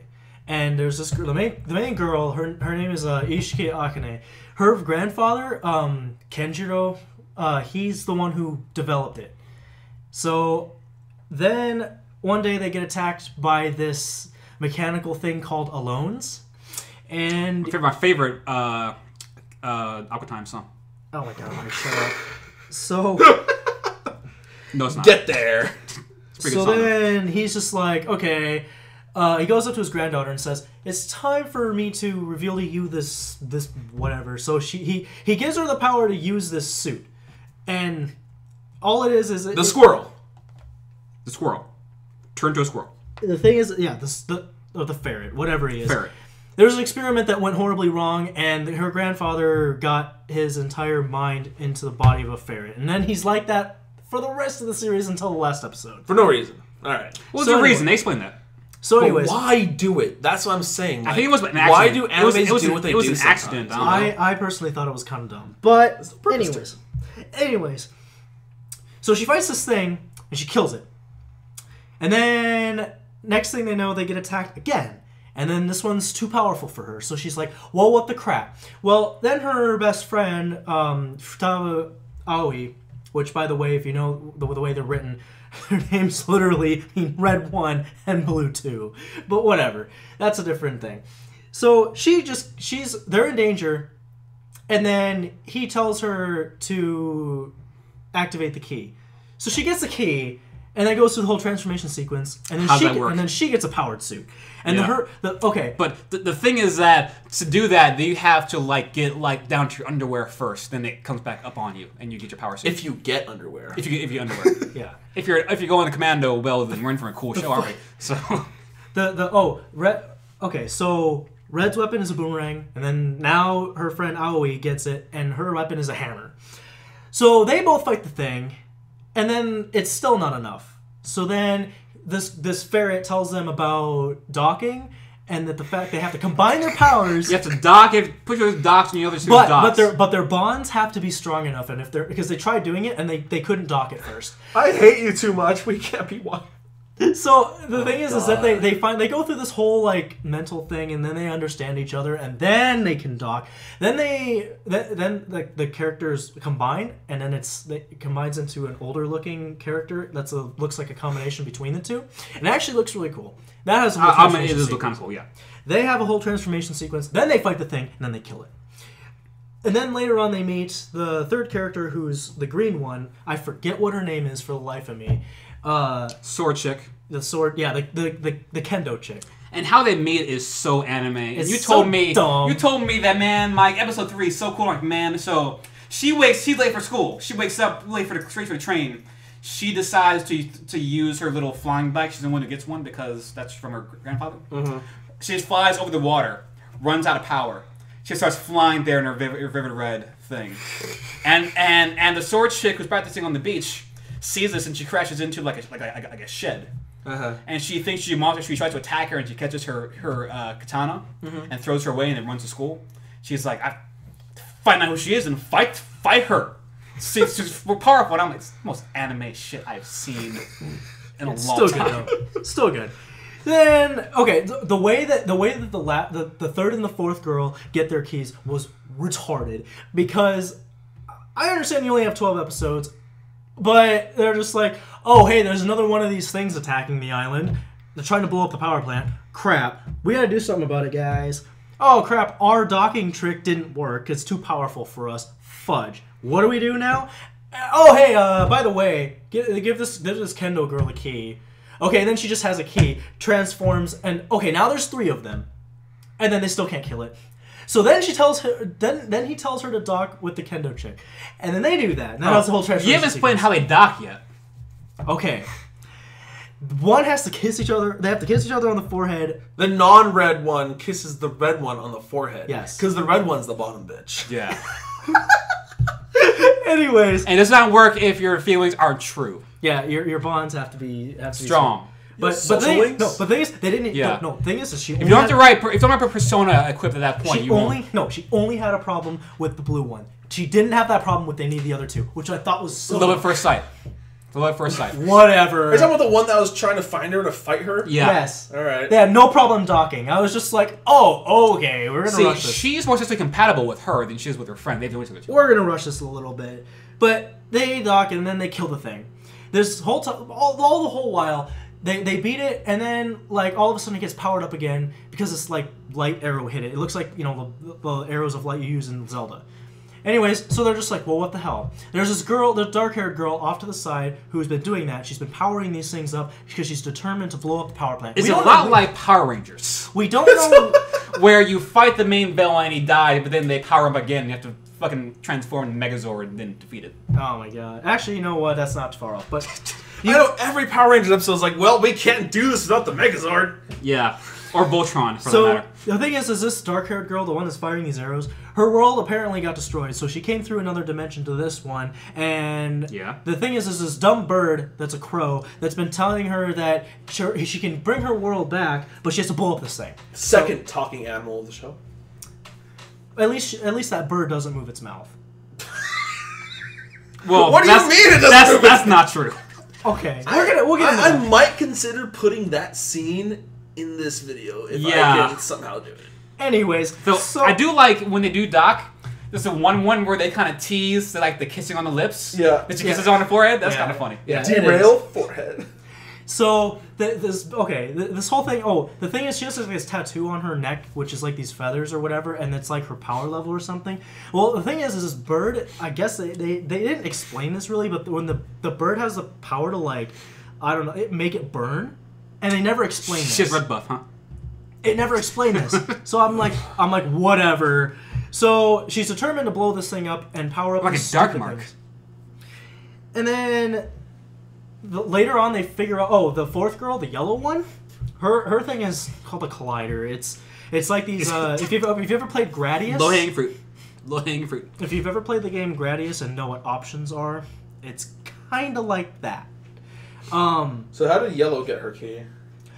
She was like some weird chick who wouldn't go to school and sent this robot inside with her with the camera. She's a shut-in. Remember the shut-in from Robotics Notes? Mm-hmm. It's like that. She's kind of like that. So why'd she get a key? She loves the power plant, wants to save it. She needs to get inside in order to save the power plant. She can shut it down, and they go and shut the power plant down. But she gets hit by some rubble and she's trapped. But Red Chick saves her and gives her a key. Pretty much. Do they have any problem docking? No. Okay. Anyways, so then later on, that one we're talking about, the yellow one, because she's a computer nerd and she knows how to hack and do all this mechanical shit. So anyways, and she meets dead chick's grandfather and just fangirls all over his spirit body. It's dumb. Anyways, so she figures out a way to discover that there's an arrow powering these dumb things that are attacking them, and then they're like, okay, cool. Now it interrupts the whatever from the frequency or whatever from these suits. So they figure out where it comes from. So what they do is they wait for it when they attack, when they are fighting this, this next thing or whatever, and then they go. The arrow comes because obviously she's determined to kill these things. So then they figure out where it's coming from. But the thing is this whole time, this dark-haired chick firing these arrows goes to the same school. The four of them have been trying to make friends with her for the longest time, but she refuses to because that's not her goal. But she secretly kind of wants to but she can't forget her goal. Anyways. Wait, Ray? Yeah. She goes to the same schools, though. Yes. And for the longest time, those four just wanted to be friends with her. That's all they wanted. But she can't do that. Do you want to dock with us? So what ends up happening is Gonna be cool. The military catches her because they pinpointed her location. Yeah. They catch her. They take her in for questioning. They put her in solitary confinement and all this shit. And then she's like freaking out because she's calling these four girls liars because it's like, you never wanted to be my friend, whatever. You were on to me. Oh, melodrama. And they didn't even know. They were both clueless. This is what the fuck you are. So then the four of them break into the military facility and break her out of the freaking solitary confinement. Great. And then just to tell her that they were sorry and that they wanted to be friends. So then that's when the bird comes in there and says, by the way, guys, I'm gonna explain everything to you, why these things are attacking, because I need this thing to not exist because you're not ready for this technology or this power. So we're trying to do that, and her world is kind of lost, and I'm going to bring it back and whatever, although you actually can't do that. And then she's like, what? Anyways. Then gobble, gobble, gobble. Dude, you need to link that scene. Gobble, You gobble. have to do You it. should, You have to... because- Explain this for us. This is the second to the last episode, and the fucking bird comes down and says, well, obviously you failed, so I get to do it now. I'm going to take care of this whole thing. By the way, I'm going to take your arrows so I can power myself. And then she's like, no, don't take my arrows. And so I was like, oh, okay, she's probably just going to absorb her energy, and those little tattoo is going to just disappear, and she's just going to be like a normal human. Yeah. That's what I thought was going to happen. Yeah, but what happened was not that. No. So this like normal-sized crow is just sitting here in front of this girl, laying on the floor, and literally the size of its head just increases for like a second to just eat her. And then go back to normal size. It lasts like 1 second, but then we lost our goddamn mind. Oh my god. See, it was so disturbing. It was so incredibly horrible. So the thing is I was behind in the show actually. I didn't have a lot of time. I was really busy. And then the people I was talking to that were also watching the show were telling me, hey, are you caught up? And I said, no, I'm like 3 episodes behind. They're like, dude, get caught up. Shit goes down. It gets real, like real fast. Like, you gotta watch it. I'm like, okay. So the first thing I do when I had free time was I got caught up. I get to the end of that episode where the crow just eats her. And I just laugh hysterically. So loud to the point where my parents are just like, what in the heck is so funny? And I didn't want to show them because I'm just like, they did not need to know about this crap. Anyways. It was Dane Cook, so funny guy, right? Yeah. Anyways, and then I told them about it. I'm like, so guys, what was the shit that went down? Because all I did at the end of that episode was laugh. Dude, don't get it. A fucking crow ate a girl. Anyways, this crow... Shit's real. I'll either I'll try and find a YouTube video of it or try and put it in the bed. I don't know. But anyways, the fucking... So this bird turns into this big giant thing. It looks like the final boss of a typical JRPG. And it goes to the power plant thing and starts sucking the energy out of it. And they have to stop it, obviously, because otherwise the whole world won't have any power. Why, I don't understand. But anyways, they have to go do something about it, but they only have a limited time because that power plant is what powers their suits. So the main girl, the red one, combines with each of them, and they get one last attack in before they power down and then just become useless. She gets inside this big giant bird thing because this girl that she ate is still in there. Goes up to her, apologizes, and says, I really want to be your friend. And she goes, I really want to be your friend too. Yay. And then she gets a key, and then they dock, and then they go into outer space, and then come back down with a punch and blow the entire thing up. A punch. Anime. A punch. Anime. And then, problem solved. This girl has this key that's like a thing that she treasures or whatever, and it's actually the key to open the door to go to her own dimension. Does it still exist? This is the Deus Ex Machina bullshit I was telling you about. They killed this villain, right? Mm-hmm. And then the thing is, she lost her key, but then the red one picked it up from the beach and took it with her so she could give it back to her. She hands her the key after they beat this thing, and this door appears, and then she goes, I'm gonna miss you, and they're all like, well, this isn't the last time we're gonna see each other, whatever. Puts in the key, opens the door, and then she just has like a happy look on her face. You don't actually see what's in there. But she dies. She doesn't die. No.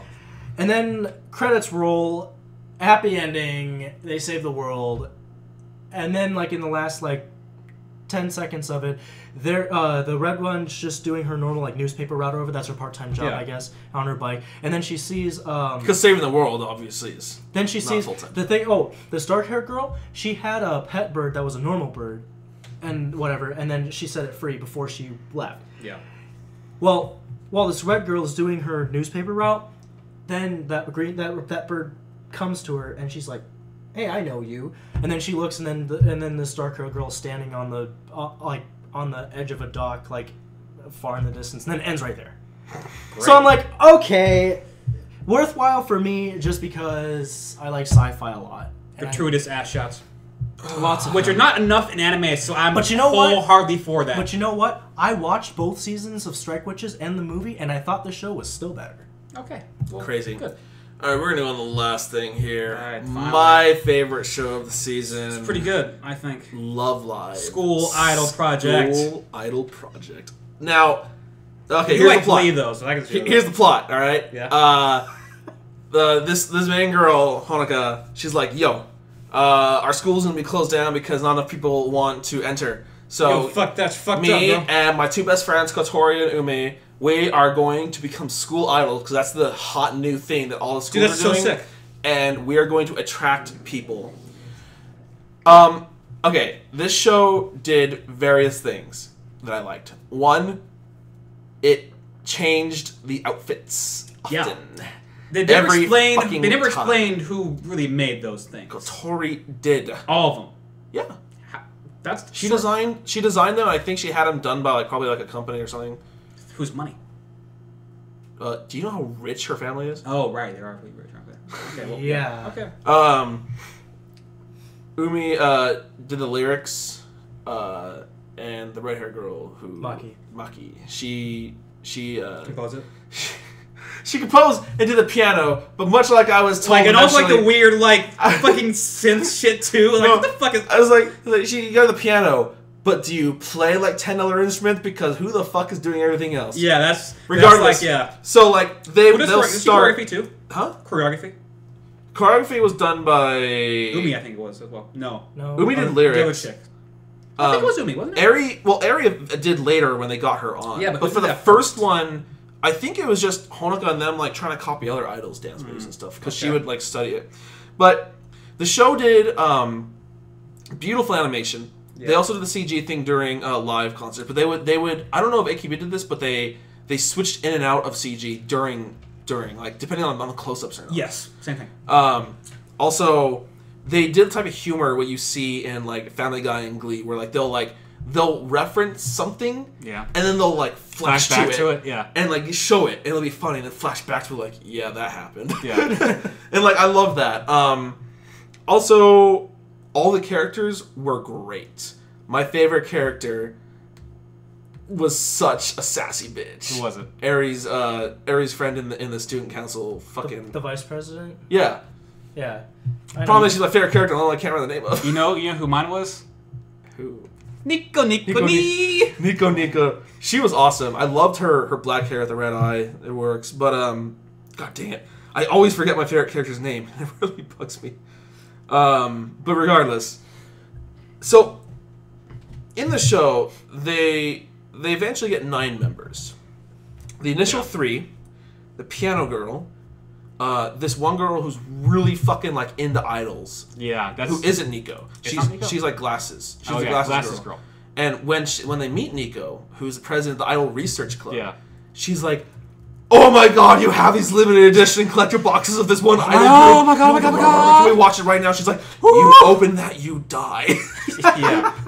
And They're so all they in the top idol group, like the top idol, like A-Rise. A-Rise, yeah. A-Rise, I know what I said. A-Rise. R-I-S-E, Rise, yeah. So they're the top school idol group of another school that's very prosperous in their idoldom. But yeah, the initial 3, Kotori, Ume, and Honoka, they get Maki, and then they get the other 2. President, vice president. Nozomi. Nozomi was my favorite character. Who's that again? The blue hair girl with the 2 long. The one that would come up ponytails. behind them and Grab her titty, yeah. The Dude, titty grabber. If she was like mad at them, she just grabbed the boobs. Yeah. Anyways, they get Maki, who's a piano player, and then later on they get Rin and Hanayo. Hanayo's like the freaking like the crazy like hyper girl, like, hair along with chick? Hanukkah. Yeah. Rin being the glasses, like I love fucking idols. I want to be an Yeah, idol, she's but I'm way glasses too off shy and to skate. ever do it. At first, Glass needs to get context. She's actually super hot. So Yeah, and then they meet Nico, who's like, "You guys don't have what it takes to be a fucking idol." repeat after me. then- Nico Nee. And Again. Nico Nee. Better. And then basically the Nozomi is trying to help them, but Eri is the student council president. Yeah, and she's like, nah. "You guys are not gonna be able to go through with this." And you learn later on it's because she used to be like a top like star performer Russia? dancer. Yeah. Was it Ballerina in Russia? Russia, I think it was. Ballerina. It's like she was an amazing dancer. And so she thinks that what they do is half-assed and bad. Yeah. She's like, you're all bad. But her best friend, Nozomi, my favorite character, who's in the student council with them, is like, I want to support them. She reads tarot cards. Yeah, she reads a tarot card. She's like, time for the dancers. Time for the star. Time for the star. But she helps him, and she's like, all right, Nico's just being tsundere as hell. Go up to her and be like, we want you to be a part of Muse, which is their group name Muse. Muse. She's like, oh, okay. So they're like, we want you to be part. And she's like, oh, sure. Yeah. And then they do the freaking promotional video episode where they're doing like the previews of all the characters, like the little highlights. Yeah. She's like, I can't possibly stay in this character. This is not my idol character. I must transform to Nico Ni. Yes. And it's like no one likes it. Bitch! Man, their first song they had at the auditorium, it's pretty Stardust, I think. Stardust. Hey, hey. But eventually they get they got the initial 3, Maki the piano player, the 2, Rin and Hanaya, which are like the fans, Nico the freaking tsundere as hell one, and then they get the president and the vice president, Nozomi and Eri. So that's 9. They get all 9. So eventually they do end up saving the school, but there's a contest called the Love Live contest. Now you're like, oh, well, this is the name of the show, Love Live. Yeah. So this must be like this is where they end up going. Like this is the big thing, Love Live. They fail. Yeah. They just fail. They just stop. They don't make it. They never get the Love Live. So it turns out Umi's moving away because she wants to. Kotori wants to move away. Kotori is studying abroad. And she's like, oh, Kotori's leaving? Well, I don't want to do it. What happened? She was really depressed because she overworked herself for the rooftop concert. Yeah. And so because of that, also it's raining. Yeah. Well, yeah, it was raining. Yeah. They did a concert in the rain, and she was like sick. Yeah. Because she pushed herself too hard in preparation. So she caused that concert to go kaput, and their chances of getting Love Live just went down the drain. But they saved the school. She let them down. They're not getting Love Live anymore. But they saved the school in the process. They saved this. They had saved the school already, pretty much. Eri said that because of that concert and like the ones they'd done before, they had gotten enough applicants by the quota time. Mm-hmm. So the school's going to stay up for at least one more year. Mm-hmm. But Honoko was so bummed out that they failed. They're like, well, you know what? Let's just keep trying again. And then Kotori's like keeps trying to tell Honoka like I'm leaving. Yeah. She told Umi, but Umi's like, I won't tell her. I'll let you do it, but you need to tell her soon. And she keeps like, I'm not able to do it because Honoka's always happy. Yeah. She's like, I can't remember if I do it. So then one day they're having this party, and Umi's just like, fuck it, everyone, Kotori's leaving. Yeah. And Honoka just like went like, bitch. Mm-hmm. How dare you? Mm-hmm. And Tori's like left, and it's like, well, you're literally a party pooper here. Yeah. Things. So... And then that episode ends with bitch slap. I love bitch slap. Kept your pants strong. Umi just bitch slaps Honoka because she's like, fuck all this. I don't want to do this. This is dumb. She's like, we're not gonna make it a Love Live. Kotori's leaving. We don't have 9. You know what? Fuck everything. I'm done. Just screw. I'm done. And Umi's like, you are the worst person, and she slaps her. And I was like, clear across the face, like, yeah, whoa, woo, yeah. But I just love how the show, like, they give us this name, Love Live, and you think like that's eventually gonna happen, and that's gonna work. They're gonna work toward, and then they just fail. Yeah, like, they just fail. It's like, fuck, yes, didn't make it. Like, holy shit. It's how it works sometimes. They don't really succeed, And I was like, but I really hope it gets another season. It might, because in the end, Kotori is like, the whole time, I just wanted you as my best friend to be like, stay, please. But the stay. thing is, like, Umi's like Kotori's like already at the goddamn airport. Yeah. Honoka's like, I'm sorry, I want you to leave, and Umi's like, Kotori's like, okay. She was about to leave, yeah. Dude, she's a goddamn pussy. He's like, don't follow out your dreams, come do this Love Live thing with me. Well, it's like, I don't know, whether it be her dreams or not. I mean, it wasn't so much her dream, it was an opportunity. But she was going to have to sacrifice her great youth, Regardless, that was the only show I gave it 10 of this season. That show's a good show. It's great. The problem I found with this season overall, personally, I didn't find any show that was outstanding. There's a lot of good shows. A lot of shows are just alright, but nothing just like truly stood out to me. Mm-hmm. Which is a shame. Well, that's always the case with like winter and summer, I've noticed. Well, there's shows that are good. 2 summers ago, Bunny Drop came out during summer, and that was pretty awesome. I thought that was spring. No, spring was Hansaki Roha, Tiger Bunny, all that stuff. I wrote this stuff, so I know. It was Bunny Drop came out that summer. Anyways, I mean, I really liked Love Live. I like it too. Oddly enough, like I typically don't go for those kinds of shows. Like that's because that's not me. I'm the sci-fi seinen mech guy usually, but I watched it and I actually liked it a lot. But some of the ones that have to do with music, though, I will actually look into just because of just the appreciation of because I'm of being a musician. Yeah, you myself. didn't really like Kiss on the Slope. No, I watched it and I had appreciation for it just because I'm a musician. But the thing is I just didn't agree with people saying it was the be-all, end-all of the season. I didn't agree. It was the second be-all, end-all of the season. I didn't agree with people saying it had the best opening. Fuck you, it does. It was... Dude, the fucking opening is outstanding. It was the fact that... Because... No. Like, setting that up against Hyoka's first opening... Yeah. No. You can't quite... It is really good. No. It is not as good as Kiss on the Slope. I will defend that. I'll side with Matt on this. Hyoka's first opening is top 5 my favorite songs. I will put a paper bag on my head and write Logic Armor on it, misspelled, and I'll defend that opening to the death.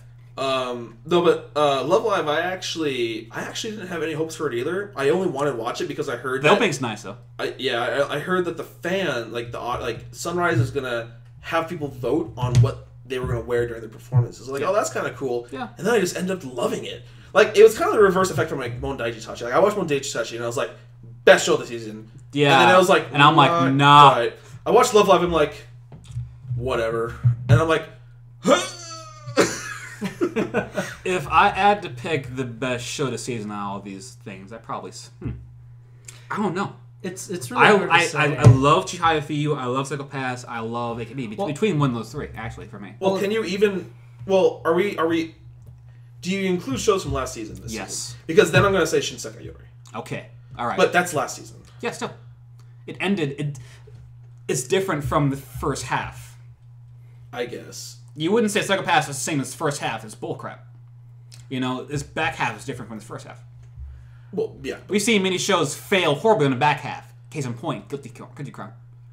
Wait, you're saying Guilty Crown didn't fail in the first half? It failed harder. I'm pretty sure. It failed harder. I'm pretty sure that show was pretty garbage the whole way through. I don't know. Don't tell Oda that. Oh no! Don't tell someone else. I think it was. Okay. Well, if we go by everything that continued from last season, then Psycho-Pass was my favorite. If we go, it's hard for me. See, I like to just keep that in that category, so we can say it was best of last season. But after seeing the ending, it was the best of last season. But I like the idea of ignoring a show after it's just first half is done. Well, you don't.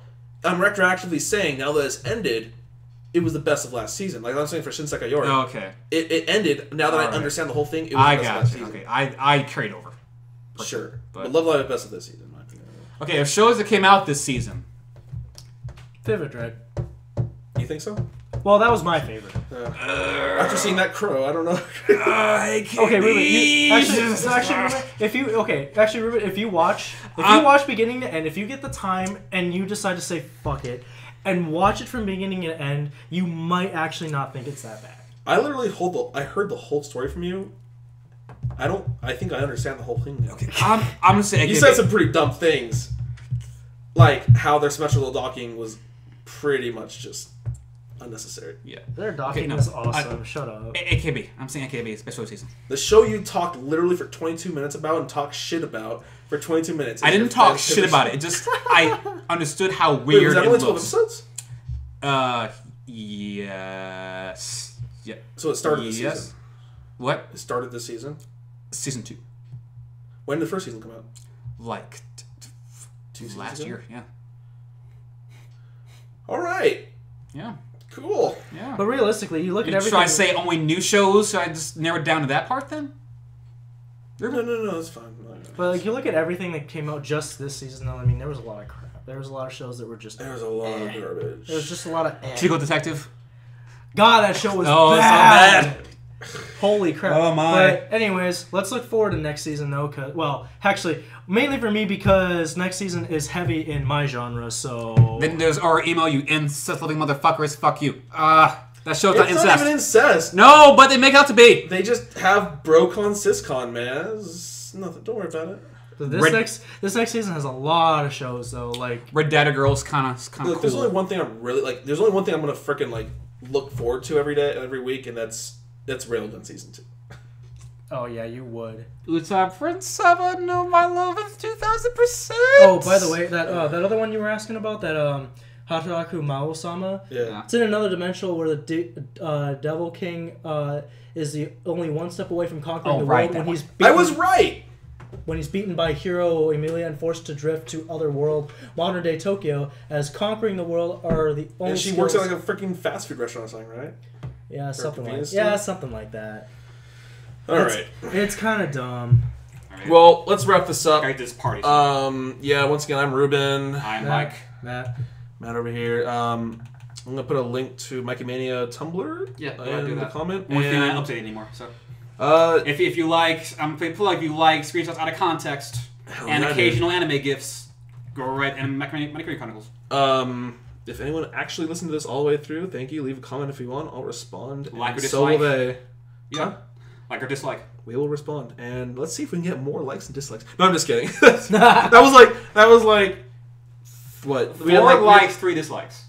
I counted. No, when it started though, it was like more dislikes. It was like, I'm like, what? What's this? 2 to 1? Dislikes. Yeah, whatever. Anyways, we expect nothing from these. I think one was me, so I don't think that counts. We expect nothing from this. Yeah. All right. It's even. Logging out.